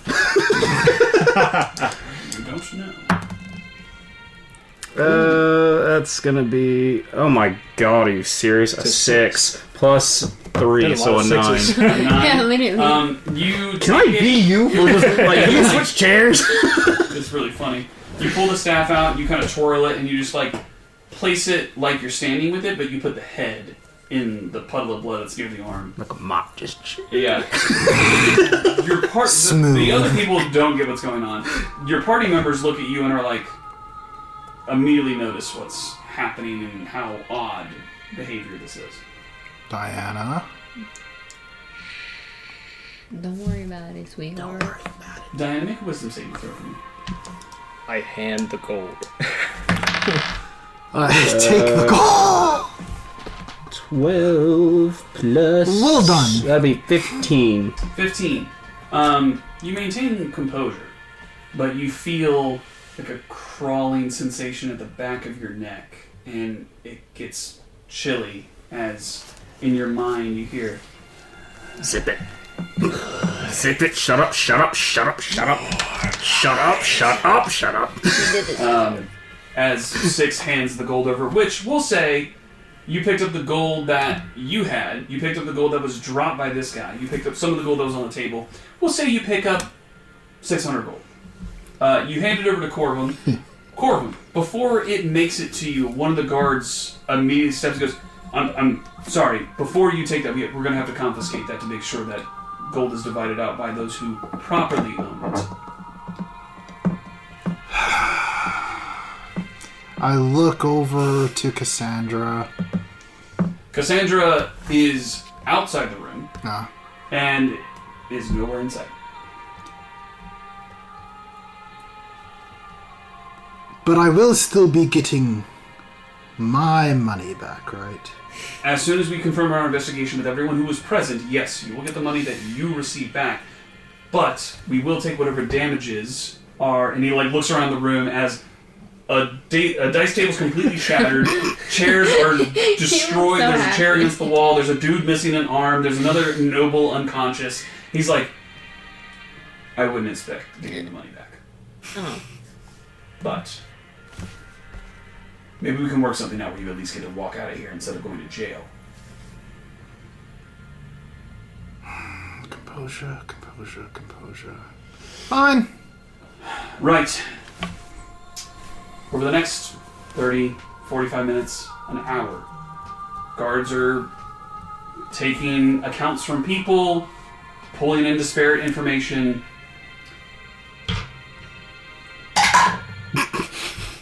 The cause is understood that there was a misunderstanding between two individuals that turned into the ruckus that was ensued. Those two individuals, plus Diana, Hello. are relegated to have to pay fines for what they did since there was no loss of life. However, there's extra funds required for the loss of someone's arm, That wasn't me. which is specifically asked from Six, but you notice that no one's asking Six because no one knows how to interact with Six, so they're just going to Diana and you as saying your construct, because from their understanding, this is a construct that is under your control, has acted of its own accord, or an accord that you told it in order to make this ruckus and attack. So, The glasses. Yeah. required for reparations Take some out of the accountability, money you Corbin. have, stick with, effectively do this. Whatever money that you gained, remove, and cough up, we'll say 50 gold, 50 gold, 50 gold. So 250 gold lost. Yes. Rats. Another L from the casino for old Diana. To which the lead guard of this part of the auction house looks to you and says, all right, well, now that we're shored up on all of that,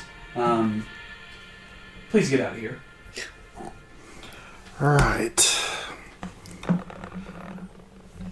And I go ahead and just grab Diana and our construct friend just as with all of the energy of a burnt out father on Thanksgiving. Nice. And I'm just like, we are going to have a long discussion about morality and right and wrong. You are not giving that conversation. You? No, you can shut your mouth. Do you want to babysit then? What? Think carefully before you answer. Oh, The construct, sure. Diana's your problem. that's true. No, it's a package deal. Let's not. The hell it is. It is now. That's your They're daughter. both responsible. Yeah, but this one can be taught. Hi, Katie. You're responsible for this one. Not to mention, you sent a toddler to gamble in a temple. That's how I learned. And to be fair, we won. Until, whoops, I didn't see what happened, but, you know. What was that directive thrown. you gave our friend? Get gold. I said, turn this money into more money. Exactly. You weren't specific. Yes, I'm learning. Look, isn't all parenting about learning? Yeah, mistakes were made by all on all parties, so there's no point in throwing blame around, right? No, you're not off the hook. Especially about that weird thing you did with the blood. Well, I don't know what you're talking about. Get your daughter. You. We're gonna have a long discussion alone, and I might have something that could help with all of that. Good job on earning the money, and I apologize for not being specific. We will teach you the proper means of interacting with other creatures, and doing so in a way that won't lose me more money and or get us all arrested. Get me arrested. Get you arrested. Mostly you, let's see. Mostly you. I trust Kimya to teach them right from wrong more than you. I am the pinnacle What's of your morality, alignment sir. anyway? Really? Yes. Really? Yes. What kind of people did you want to do cockfighting exactly? It's not Was it the homeless? It's not cockfighting. It's cockfighting. And once again, no one is being Neutral. injured. They are Neutral? getting jobs. Like they you're are neutral? supporting the economy. Oh, yeah, you can- I am giving them opportunities, sir. Would you rather them have to live out their lives in the street, suffering alone without the single bit of a helping hand? You know, you could just create social programs. And how would one do that without money? Maybe not have homeless people fight each other. How? Gambling. Okay, what's your idea for getting money then, sir? Oh, or do you want to talk about your gambling addiction next? Oh, Hey, at least I Kenya act- gets involved. Kenya goes, no. hey. I think we're just really mad at each other right now. You know, I think mistakes were made. Who's to blame is Solid up effort. for interpretation. Okay? Not really. But can we talk about how this creature, sentient thing, just turned into a ginormous thing? Can we discuss that? Can we discuss just more about it? Can we figure out what we're gonna do about this? Not going at each other and just working in harmony to make this group stronger. I like to throw a chair at So- Kenya. You are currently in the hallway, and there are Darn it! no chairs because you are being escorted out as you're having this conversation. Ah, It's bummer. like, deja vu. This is not me this time. You continue to be escorted out, and you make your way to the entrance hall. Lavish as it is, parties happening, people are having drinks, and there's loud music playing. I didn't say this at the beginning. You see Loston over at where the band is, playing with the band, because she told you that's where she was going to be. And I totally skipped over that at the beginning of this. Apologies. That's where Loston's been the whole time. Anyway, you see Loston, you wave. She doesn't see where you are because she's too busy performing and having a great time and entertaining people. But you continue to get ushered out, and she outside... Wait, huh? Is she laughing? She doesn't see y'all, at least from what you can see. But as you make your way outside, you see standing off to the side, arms crossed, foot tapping, Cassandra Delvive, who's just like pacing and kind of like looking around and sees you all and is like, Yes. Everything okay? oh, I don't know. Maybe if the guards that I brought to escort me to the platinum auction didn't cause a f***ing ruckus in there, everything would be okay. Navigator. Objective to acquire gold has failed. She just looks to you, without saying a word, just cranes over to you. I'm learning to be more specific. I'm sorry. Didn't know that it was going to escalate into a situation where he would turn into a giant sloth and start attacking people. So I heard. So, I think it best we continue this conversation at the hotel that I booked for you all that is away from here. Can we please go? Yes. Thank you. And just turns and begins to walk down the street. A couple paces ahead of you. Walking through the night, you arrive at a beautifully lavish hotel. And as you make your way inside, Cassandra gives her name and says something about the deposit should already be covered. They nod, they hand out some room keys, and you are escorted up to your rooms. Everyone has a room, except you, 6. But Loston is not with the party right now, so you are given the key to Loston's room. However, Cassandra opens one of the larger rooms and says, everyone come in here first, let's talk, let's discuss, and then everyone can get some sleep. Yeah, I got no reason to deny it. You all make your way inside and get comfortable. She then takes the key that she used to open the room, and she's about to hand it to you, and she's like, actually, I'll give the key to whoever deserves it after our conversation, and just like puts it back in her pocket. So, 6. I apologize for the conversation we're about to have, but I hope that it can prove to be insightful to you. as you can see how we handle conflict here in this world. She looks at you and goes, so, you told a recently awoken construct to get you more gold with no regard of how that construct was developed, programmed, or assembled in any way, understanding how it was going to acquire that gold, and by what means! It's a learning process. Mistakes always happen when learning. We are dealing with the arcane, and there is careful study that has to be taken when it comes to matters like this. You don't just fly off by the seat of your pants trying to see how it goes, okay? This is not an entertainment act. This is a people's lives. Somebody lost an arm in there. I wasn't expecting him to lose an arm. I wasn't expecting any of this. I thought that it would just be as simple, oh, he's learning how to play a game. Not it escalating into a situation where he's attacking people. I couldn't have predicted that. And I'm sorry for not being able to predict that. Well, that's fair. Yes, we all need to keep in mind how we say things around our new friend and how things are communicated. That is true. You're right for that. Have we learned our lesson? I have learned my lesson. Great. And you, trying to take, again, a recently awoken construct, we have no idea how it was assembled, constructed, or what its modes of operation are, and you said, come on, let's go gamble at an event where a bunch of high-profile individuals are, and my name is on the line as I brought you there. What were you thinking? You obviously weren't thinking, were you? Well, to be honest with you, it was going really well, actually. So, I learned the dice game and was calculating my dice rolls, and I was interrupted by the orc, to which they were threatening the mission by extorting the rest of my gold. Okay.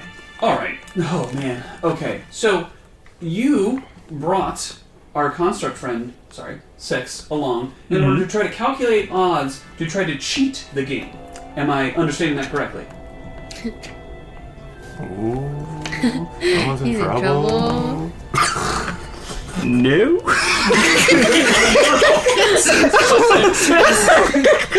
It's a 6! I need that dice. That's crazy. As you say that, she just looks at you and she just stops looking at you and looks over at Six and goes, Six, you may have felt that the orc was extorting you, but in fact, what Diana had asked you to do was extorting everyone at the table. You were also doing the very thing that you were angry at for the orc doing to you. You just didn't understand that that's what was happening. The directive you were given was to get more gold. However, there are... it's best not to... I'm happy you learned the dice game. It's best you shouldn't play a dice game right now until we teach you some more parameters about how people interact in conflict resolution, because these types of things and these types of games bring out the worst in people of all kinds and species and races. And if you have a mission and you're playing a game of chance and luck, you are going to upset people and they will interrupt your mission. Does that make sense? Acknowledged. So, I believe I have more anger towards you, but I'll let Osadi lead the next set of questions, which I think we have the same set of questions about the staff. Oh, everybody saw that, huh? Yeah, we did. Where were you, mopping it up with blood? Well, I was trying to clean up the scene right quick if they were going to do an investigation. With a staff. Yeah. That I we don't think- got from a cave? Filled with blood. Yeah. And Yeah, bad it people. seemed... I saw a connection. Why are you lying to us? I am lying. I am not lying. Can I do insight? Absolutely. Make a deception.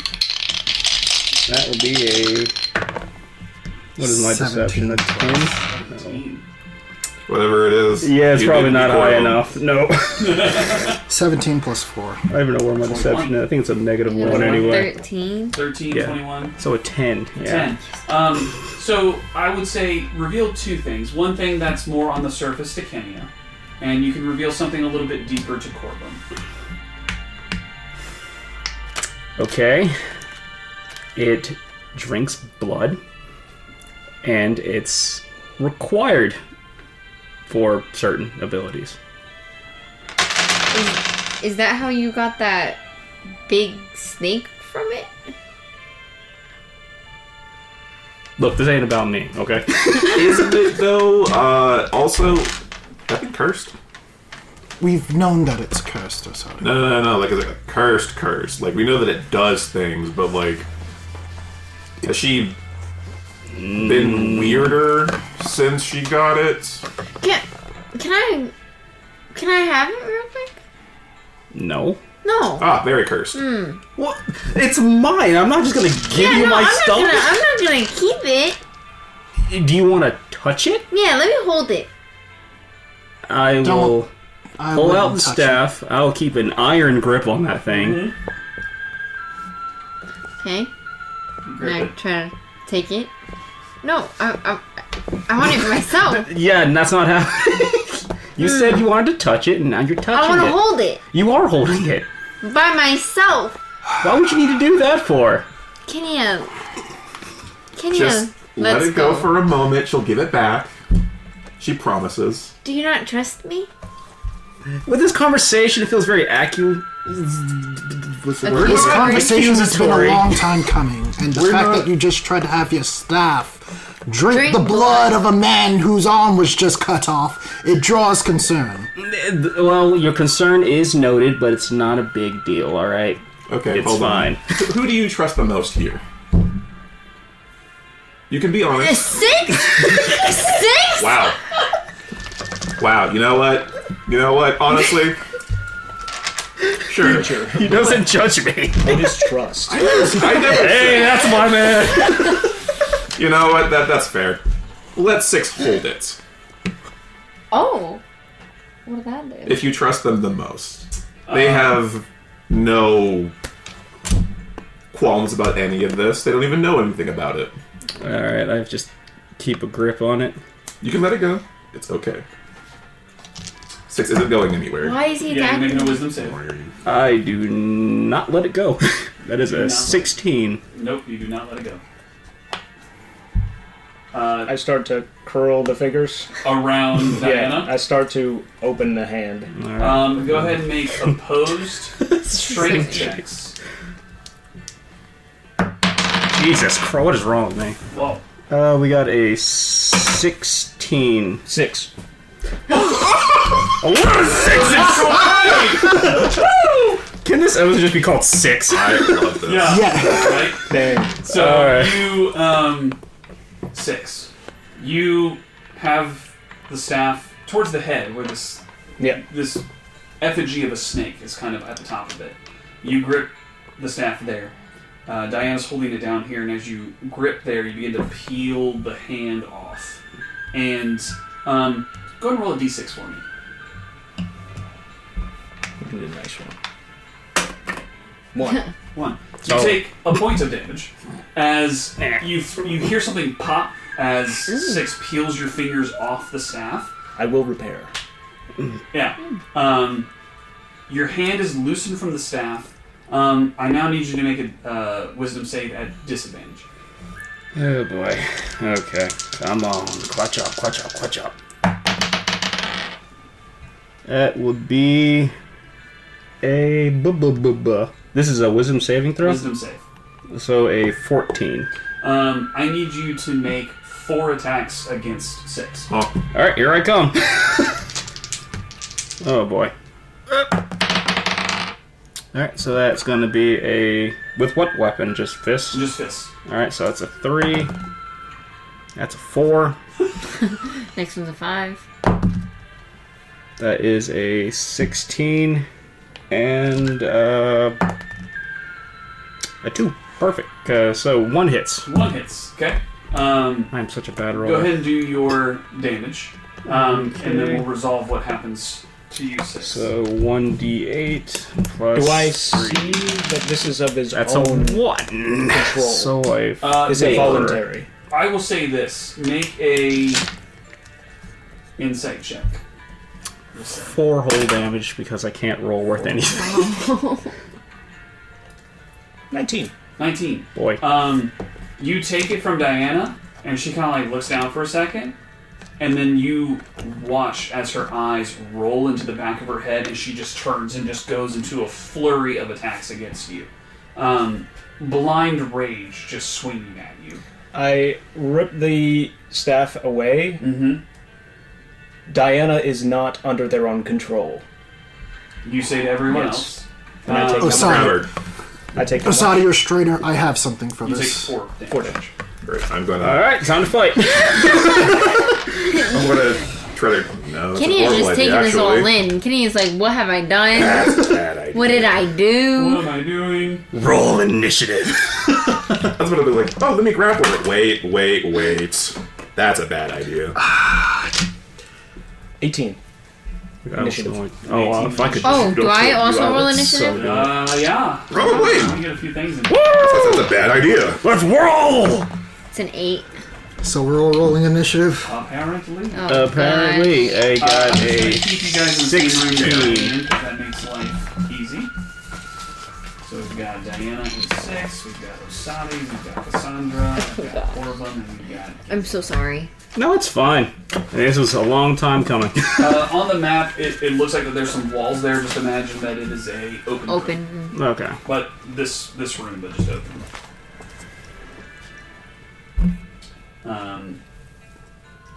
Oh, you're all waiting for me to ask you what your initiative is. That's my bad.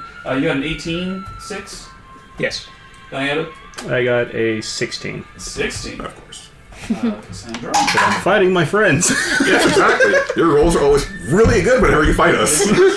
Corbin? 14. 14. Kenia? You know, I get a secret 8. modifier. 8. Nah, And then Osadi. that'd be super cool 8. though. 8 as well. What's your dexterity modifier? Ooh. What's the plus? And then Kenia, what's the plus on your dexterity modifier? Alright. 0. Lovely. That's a +2. +2. So Kenia will go first. I'll make you a 9, just in the initiative order to set it correctly. And I'm gonna use my scroll of lightning bolt. No! You say she's not on under her own control. It is now your turn. You have Okay. the staff in your hand. I will already go ahead and use uncanny metabolism to get all my focus points back, You get all your focus points. and I Okay. heal that 1 damage that I got. I will move back out of control, the melee range, and I will take the opportunity attack if you're going to attack me. you Yeah, definitely want to. that's a 7 7 plus, so a 14. Yes. Yes.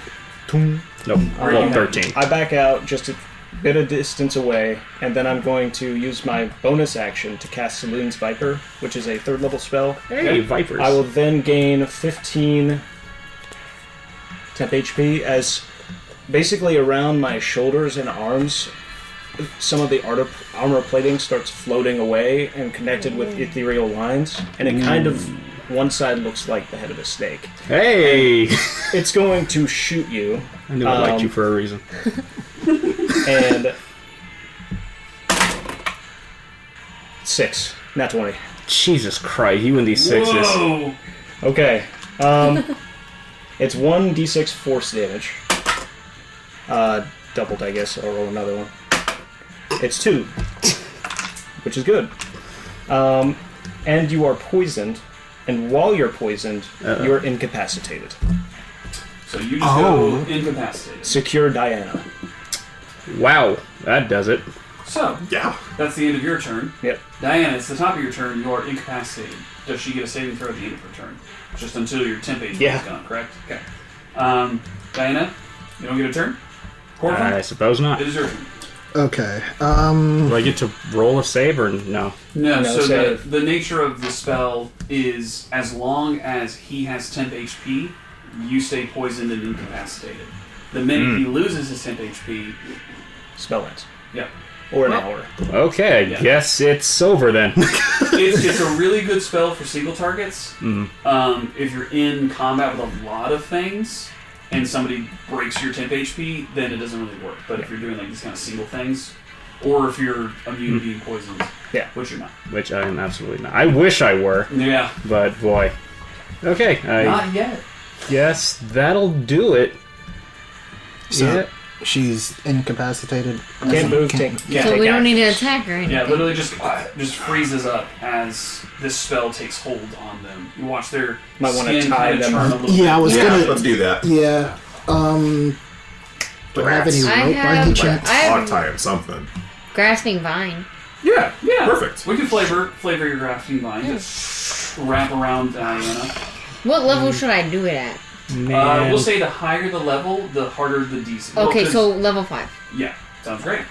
Level 5 grasping vines. Can we That's awesome. try and see what exactly they're taking hold of Diana? It's magical in nature. You for see example. her eyes rolled into the back of her head. Her skin is a little ashen, but that's more so from the Saloon's Viper spell that was just cast on them. But the eyes in the back of the head definitely is that's not normal. Yeah. Which What? you can make on her Saloon's Viper. I if you gotta want learn to. that spell. Or you can take the time to wrap her up. Your choice. I can't spell this. This So, dice can you wrap is her up a some legendary. Oh, specific right. spell to do Sorry. it? It's a She gets legendary grabbed by- dice. She gets to do our contract. Gotcha. My fault. Did you just buy that? You wanna- Yeah, no. My goal is to try to do ceremony and use atonement for the ceremony. That's fine.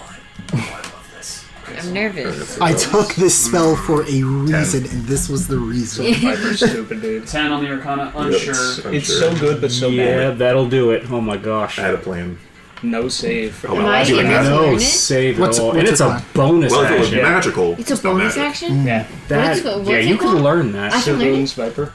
Yep. That is bananas. They're freaking out about druid Yeah. spells. Oh, that's Pretty wild. That's a pretty cool spell. crazy. Pretty cool spell. Oh my gosh. If you could give me some who's that aid from? with Or ceremony, what is that from? get Heroes of Fable. I don't. It's a very You're a new cleric. one, I feel like you should. Can Osadi give me some type of aid or help with ceremony? He's a cleric. Yeah, I'm just gonna start chanting in Latin. Whatever Latin is in this world is you start chanting. By the power of Emil, I command. For the Rereading That it is- 7 that times is did not the- change it. By the My power god, of that's the- so broken. Okay, so you're attempting to do atonement. Okay, atonement takes an hour to cast. It's a ritual. It lasts an hour. That's true. Oh yeah. Okay, so Alright. if you start this immediately, the grasping vine's holding you in place. You're incapacitated. We're gonna come to you here in a minute to see what you're seeing. But before we do Okay. that, we're gonna stick with you guys. Let me get Oh, I'm gonna have something- some maybe some choice funny words for while him we're for doing making me vulnerable to poison. I turn to the navigator. Should I get as far as I can away, distance-wise, with the staff? Stay here, because we may need to look at that Okay. together as a group. Thank you for what you did. Let's everyone just think through what we're doing here, okay? Diana's obviously unwell. You look like you two are about to do something. By all means, I'm of no help here. I believe that it's a possession of some sorts, and I'm frantically getting ceremony prepped and ready, and going to do atonement. Yeah, describe to me what it looks like over this next hour as you begin to create this spell. So it's just going to be a giant, kind of a magical circle, around Diana. Yeah. I'm placing different candles and probably some holy symbols and Yeah. stuff like that. Yeah. And I'm just encircling her, and I'm just saying in it's gonna sound very demonic, but because Corbin's a tiefling, but Yeah. it's just gonna be speaking abyssal for the atonement, and Whoa. That's Get- crazy. I understand the language he's speaking. That's Oh. not great. You understand. So, do you let them know that you understand it, or do you just stand there and absorb the information? I basically translate for the navigator. Okay. Yeah. Cassandra's kind of standing there and sees you doing that and understands, but you can all tell that she's a little unnerved by the whole situation. You kind of walk over to her and just start quietly, immediately transcribing as he's saying that, and what you're translating back is by the power of Hamal, I create this ceremony under, like it is just a prayer essentially, and that puts her immediately at ease as she begins to hear more of what's going on truthfully because she cannot understand Abyssal. Google Translate. Google Translate. But so you're doing that. Osadi, how would you like to aid in this ceremony in whatever way you wish to? I will also be using holy symbols and holy water as well. Okay.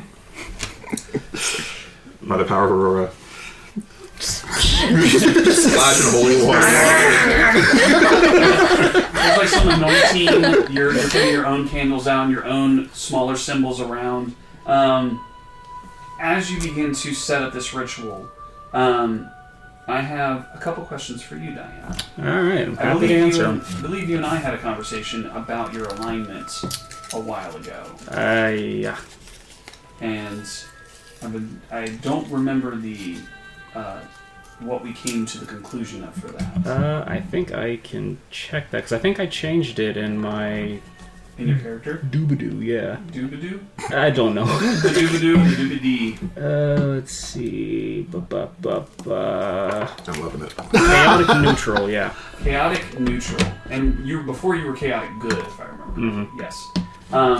So, per the spell of atonement, we're not saying that it works yet, but per the spell of atonement, you touch a willing creature whose alignment has changed, and you make a DC 20 wisdom check. I am not willing. On a successful check, you restore the target to its original alignment. You don't make that. Corva makes that. But we will get to that in a moment, because that will be aided by what you're doing. In which case, your alignment would return back to chaotic good. That being said, all of this is faded. Diana, all you saw was Six rip the staff from your hand, and you went to fight him, and then suddenly your eyes went white with pain, and you were in darkness again. Silence. Should have used Stunning Strike. And as you sit there, you are kind of just floating in this dark space, kind of like somewhere between unconsciousness and consciousness, but you're not entirely sure what is happening. And as you sit there, you begin to hear that awful sound that you've heard in your dreams before.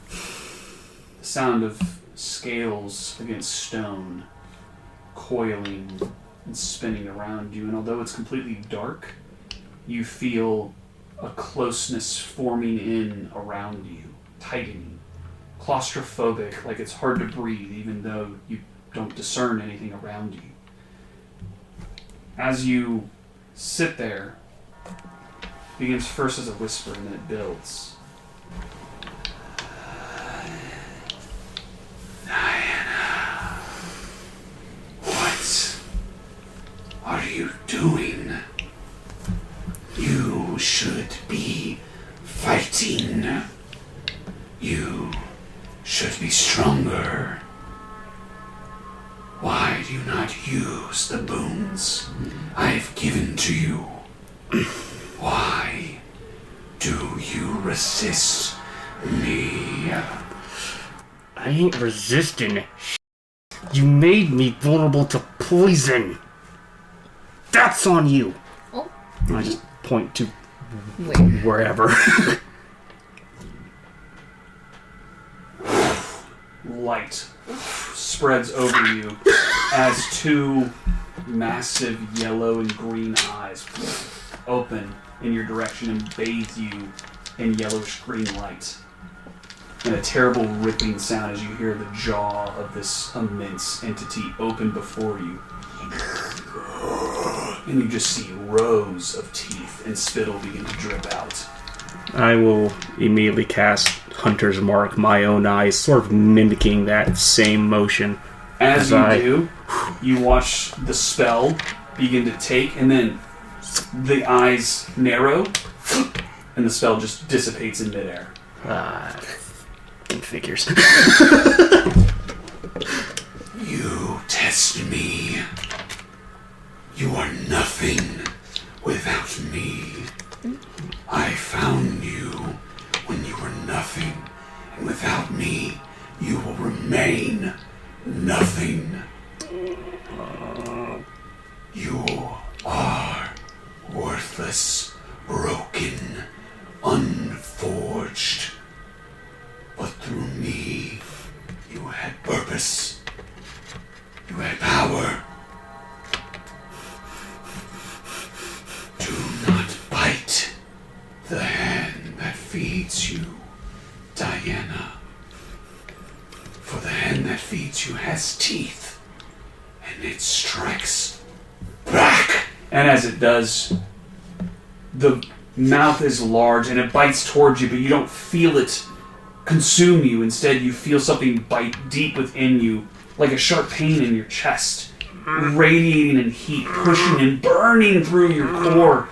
You can feel it pushing up through your veins, your neck. Your head feels like it's about to explode, and you're just in immense pain and racked with this.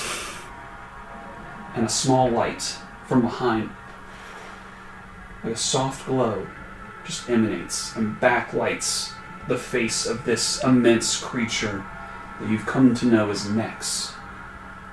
And his eyes shift from you as you're coiled tight in his grip now. The actual scales of the serpent body that you see wrapped around you. And he looks over to the side and he goes, "What is this? Old magic." And just shifts back to you. You have a choice. Your friends are trying to take you back. But what can you give them? Nothing. Nothing but worthlessness. Leave them. They do not serve you. They hold you back from the glory that I can offer, from the purpose I provide.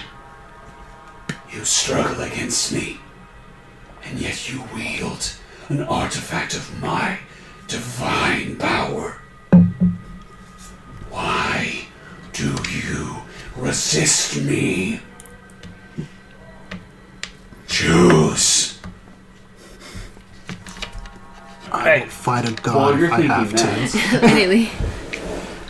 while you are sitting there in this space having that contemplation, a memory gently floating from that light behind you, as Corvum rightfully said, days, weeks before, whenever it was, but it struck you to your core, and Corvum said, I will fight a god if I have to.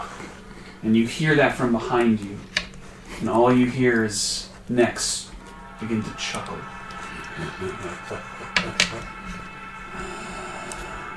Mortals, so sure of their power, though they are powerless without the divine inspiration we bring. We move from that to the ceremony that you are continuing. to make. Jesus. Um, Oh, God. You're like, the what did I want ceremony to is do? nearing completion. I will say you have to make a DC 20 wisdom check. What is your wisdom modifier? Wisdom modifier is... Wisdom modifier is +1. +1. So, without Osadi's help, you would have to roll a 19. However, Osadi, what is your wisdom modifier? 3. 3. With the two of you rolling, we will have either both of you roll separately and add your individual modifiers, or one of you can roll both dice and add 4, the combined total of your modifiers. Nex ain't wrong, though, man. Hold on 1 second. I mean, Let me see something. why you gotta choose him? It ain't Choose bad. the Can I also power, cast friendship, guidance will since I'm break. not casting I anything? haven't had a Sure. chance to The explore issue this with part of guidance the is character it yet, lasts but for there's 10 a minutes. reason. Well, it says concentration Do you want me to up to throw 1 this minute. up? Up to 1. Oh, yeah, that's So, fine. because this is a ritual that has taken an hour, Sure.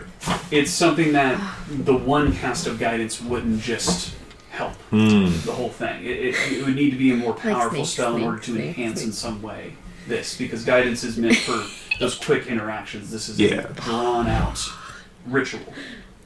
I like to think Fair all my enough. ones Fair are just me So, holding I will leave the decision to each if you want to each separately roll and add one. Absolute and add buns three, roll. or if one of you would like to roll both and add 4, and that will be the person who leads the consummation of this ritual. I say you can roll both. Okay. Do you still have your heroic inspiration? I do. So then he can roll twice with an advantage. Yeah. So this is just your roll with advantage. You're adding 4 to this. Good luck. You have to be a 20. 18, 19, 20, 21, 22. Hell yeah. Yes! Hell yeah. Good work. Oh with the two. boy. But the end of this decision does not lie with you. Oh. As the combined... What I'll have you both do is make religion checks.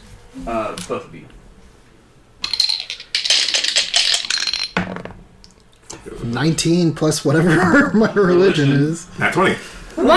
Jesus, these dice! God, what the heck? The dice They're tell kinda us- They really do. Oh my god. So what's your total?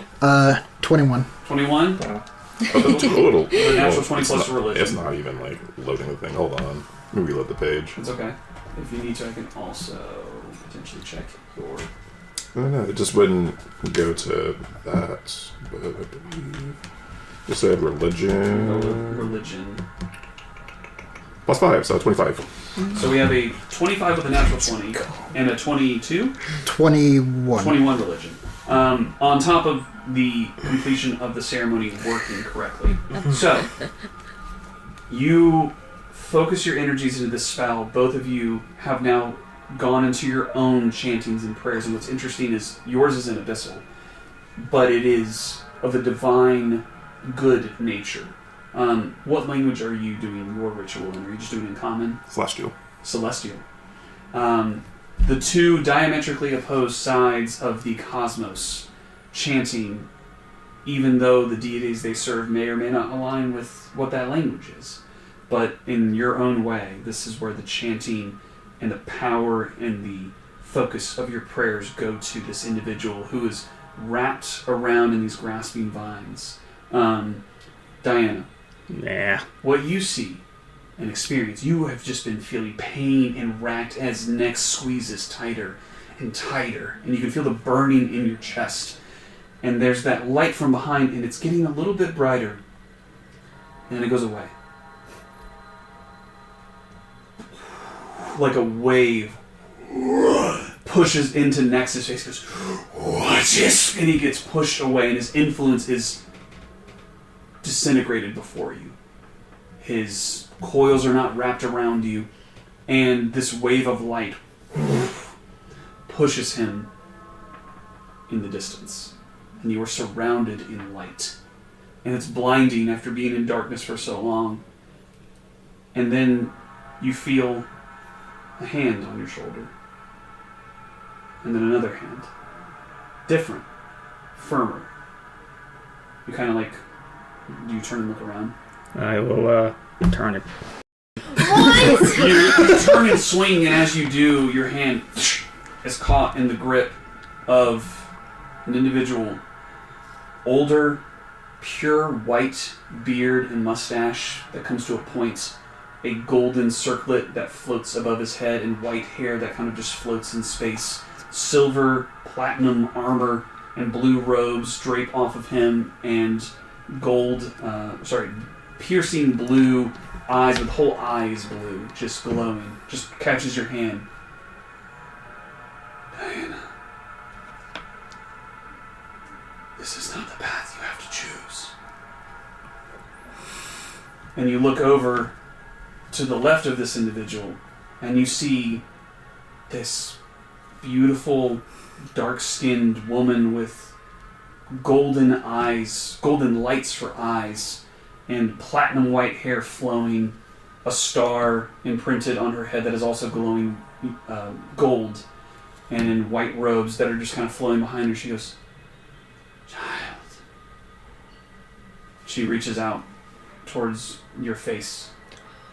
You reach out, you swat, and like you swing at this image of these two individuals, and they just kind of, and they're just there again. It's like you swung at nothing, and then they're next to where you swung. They're kind of there, but they're not physically there.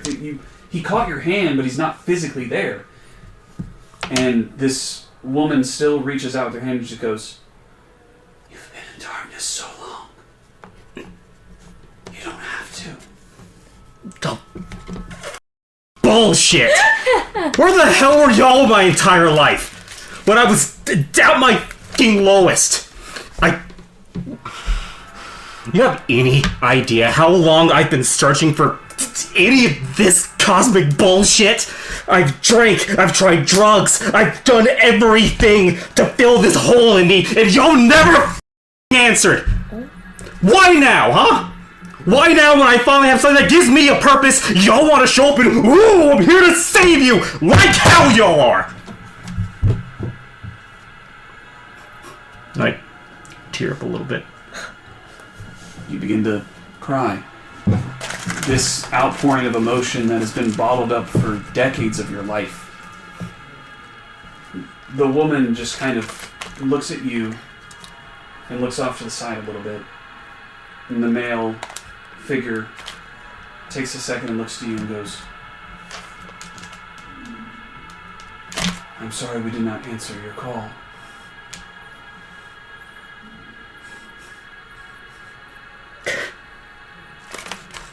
It's a little too late for sorries now, ain't it? The woman kind of looks up. "While we may have failed you, as gods often do, the choice is yours. We simply seek to offer you the strength in the event of whatever choice you choose. I'm sorry that I wasn't there. I am otherwise indisposed, trying to hold this entity's influence at bay. In my own way, I've tried to fight for you, but I haven't been able to be here, to be present. For that, I am sorry. We have a unique opportunity here. You have a unique opportunity on the precipice of choosing to align yourself with something that, while it promises power, it's only promising power for itself. It seeks not to make you great, it seeks to supplant you and make itself great in the wake of your great deeds for it."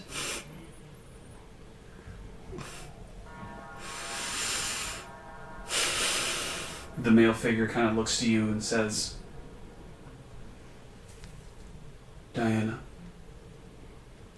you walk with one who serves me, Hamal, the Silvered Hand.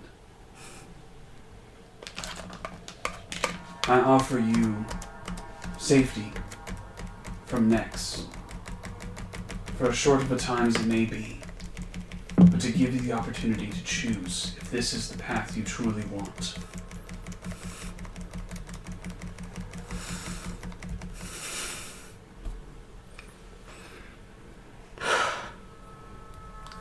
Can you fill the hole in me? Yes or no? They kind of look to each other.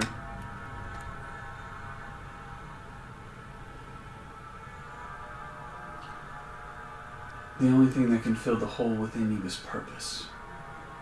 And purpose is something that you define, whether it's serving someone, a god, or yourself.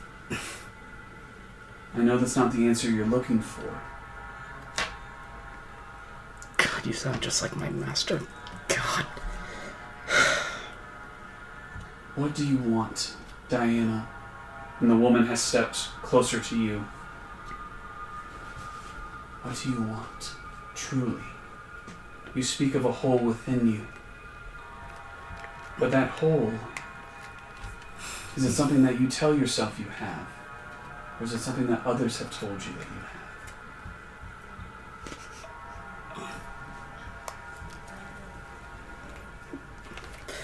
have? I never thought of it that way. I've had this feeling for as long as I can remember. Hell, I ran away from it for so long. I even abandoned my own parents to get away from it. Because their love couldn't fill this thing I have inside me. The entire time I thought it was you. Maybe y'all just hated me for some reason. You wanted to curse me and that's why y'all weren't listening to my prayers when believe me, I tried. But if you're trying to tell me this hole is self-inflicted, then I don't know what to do. Everything I've tried up to now hasn't worked, so it can't be me. It can't be me, because I've tried to fill it. It's gotta be something. God. Can I just start kicking? You rush at them and try to claw at them. They kind of like shift and fade. Make a wisdom save. Oh boy, here comes the biggest, baddest one ever. It's a... Is that a... What even is it? A 4. A 4 plus... That's what we're looking for. I know, I thought it was a 9. I don't know. That was a that is. 5. Alright, put on the boat. What is this? It's probably the 4. It's gotta be a 4, I'm right? pretty sure it's a 4. It's It's just like It's from the side, like a 5. Yeah. It was like It's a terrible looking die. Okay, wisdom... Is this a saving throw? Yeah. Alright, so an 8. An 8. Not great. They kind of shift a little bit, and you watch as like their image, their ability to be here kind of shifts a little bit, and you see from behind them the light that was emanating. You can see darkness. And it's rushing back towards you. This woman looks over to her side and sees it coming and goes, I have not heard your prayers. And I am sorry. I wish you to be free of Nex's influence. Not so that you are supplanted by mine, but so that you can find peace. Everyone deserves peace.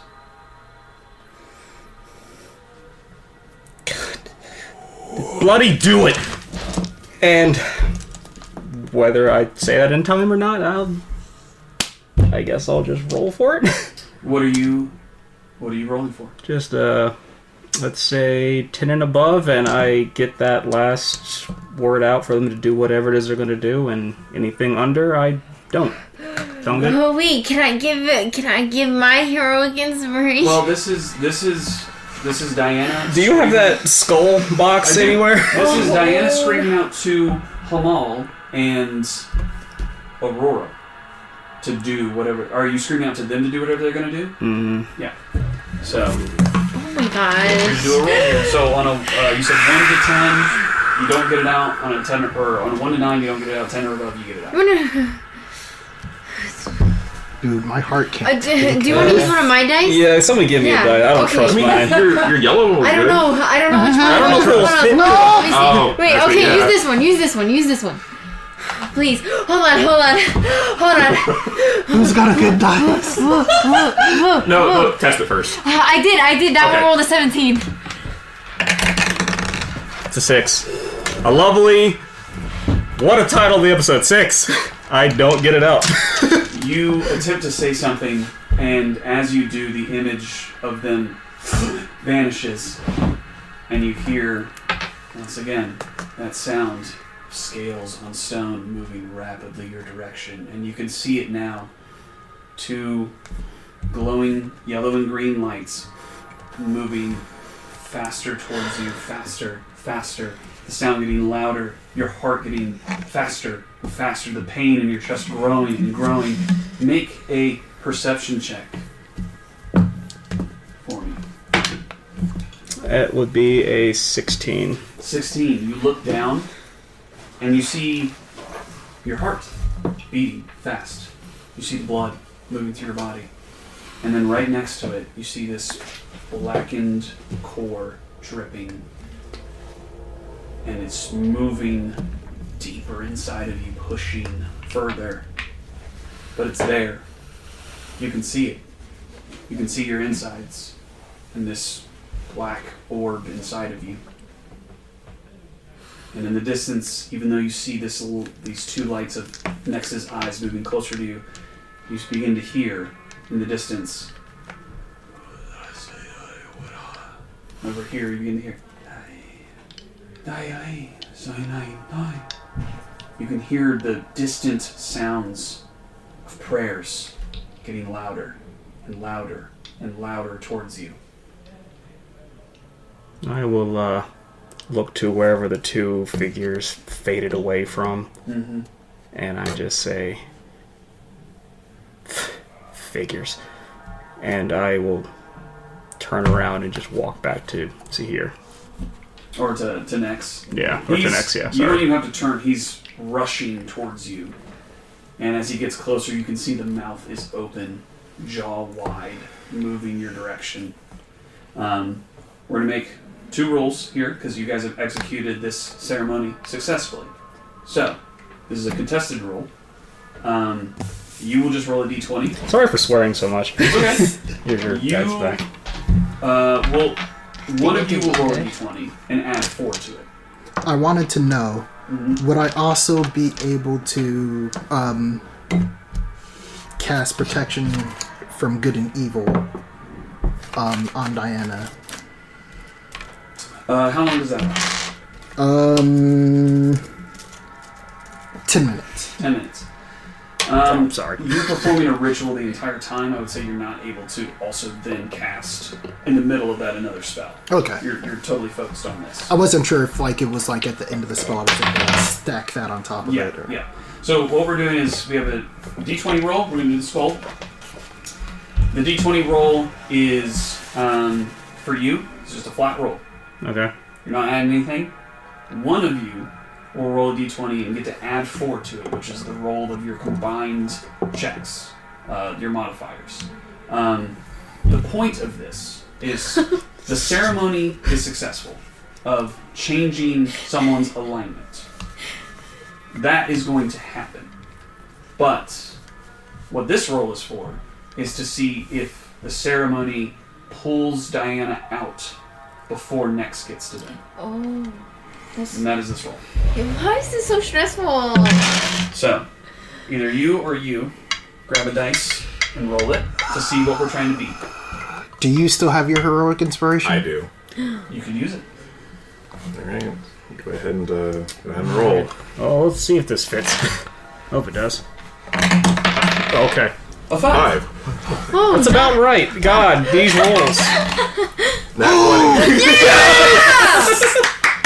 Oh, thank God. They tell a story and it's good! You know what? Just for sabotage's sake, I'm Do gonna... your heroic inspiration? I don't have a heroic inspiration because I use it to Yeah, you gamble. already used yeah. But what I do have is a lucky dice. So just For the reroll? just for the sake of it, I'm gonna give you disadvantage on that. So roll again. Is a natural 20 or whatever this is. Just for drama's sake. An 8. An Yeah. 8. But That's still higher than a 5. so it's Yep. 8 plus 4 is 12. So Wow, I suck at rolling. Keep in mind, you still technically didn't even use your heroic inspiration. yeah. So yeah, either way, you. That's fair. But it's I respect the choice. What happens is Nex gets closer, faster. You begin to hear the sound of It was only for an attack roll, actually, so I could have even done that. as It's he, fine. as he gets closer and closer to where you're standing. You feel that feeling that you felt the first time you had a conversation with Nex. Naked, afraid, feeling like you have no power, and you feel that same place returning. And then, suddenly, light. 2 hands grip your shoulders and rip you out just as a snap happens in front of you. You open your eyes. You can't move, but you're in the room, and you look, and you swear it's a trick of the light. But you're standing there, Corvum is here, Osadi's here in front of you, and you blink, and for a moment, you see the same visage of Hamal where Corvum is standing, and the same visage of Aurora where Osadi is standing. And you blink again, and it's just your friends again. And you kind of snap out of whatever that hellscape of reality was, as you're now back here.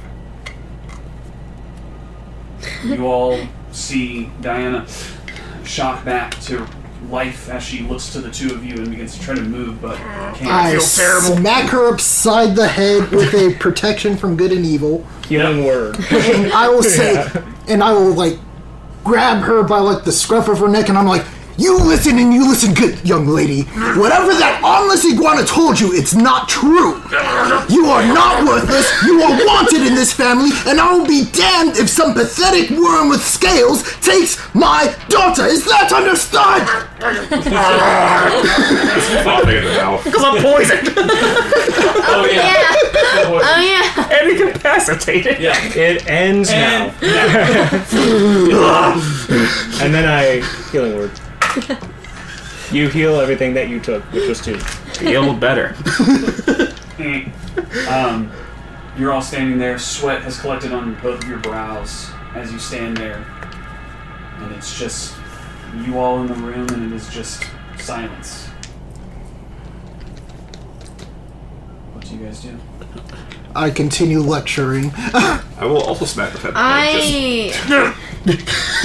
You do not need some stupid freaking overgrown worm to tell you what your worth is. You are better than that. You always have been. And if you've doubted that for a second, you're a f***ing idiot, and I will smack the stupidity out of you if that is the last thing I do. Do you hear me?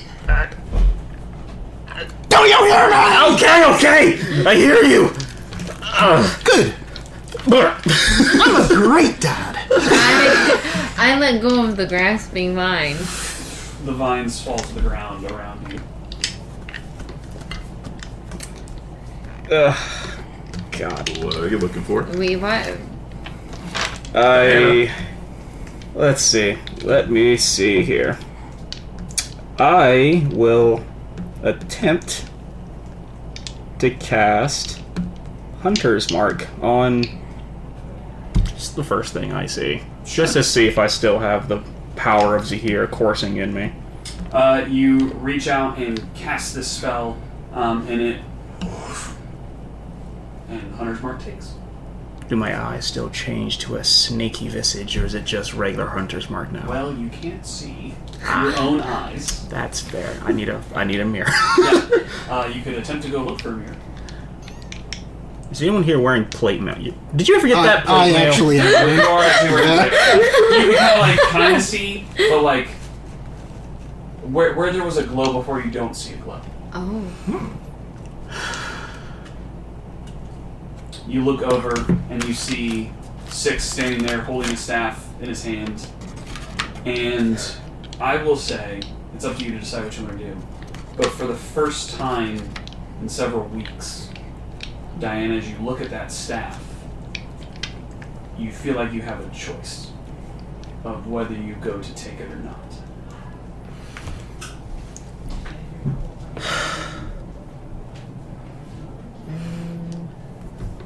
There, he's holding it. Are you satisfied now? Oh, wow. And I give Diana like a good old bear hug. Pat, pat. I am so very proud of you and so happy that you are still with us. That spells bullshit. And on that note, that's where we'll end our session. God, that was so good! Guys, I was not expecting the feels and the role play that we had tonight. Yeah, I wasn't expecting that either. Oh, my freaking heart! You're good at role playing. Yeah. I was like, oh, like she's just like, oh no. So I was like, ah. I am taking. Oh, it's that. Oh, this isn't. No. This I is have not good. issues. I am taking my level up in Paladin to get ceremony specifically for this reason. That's Really?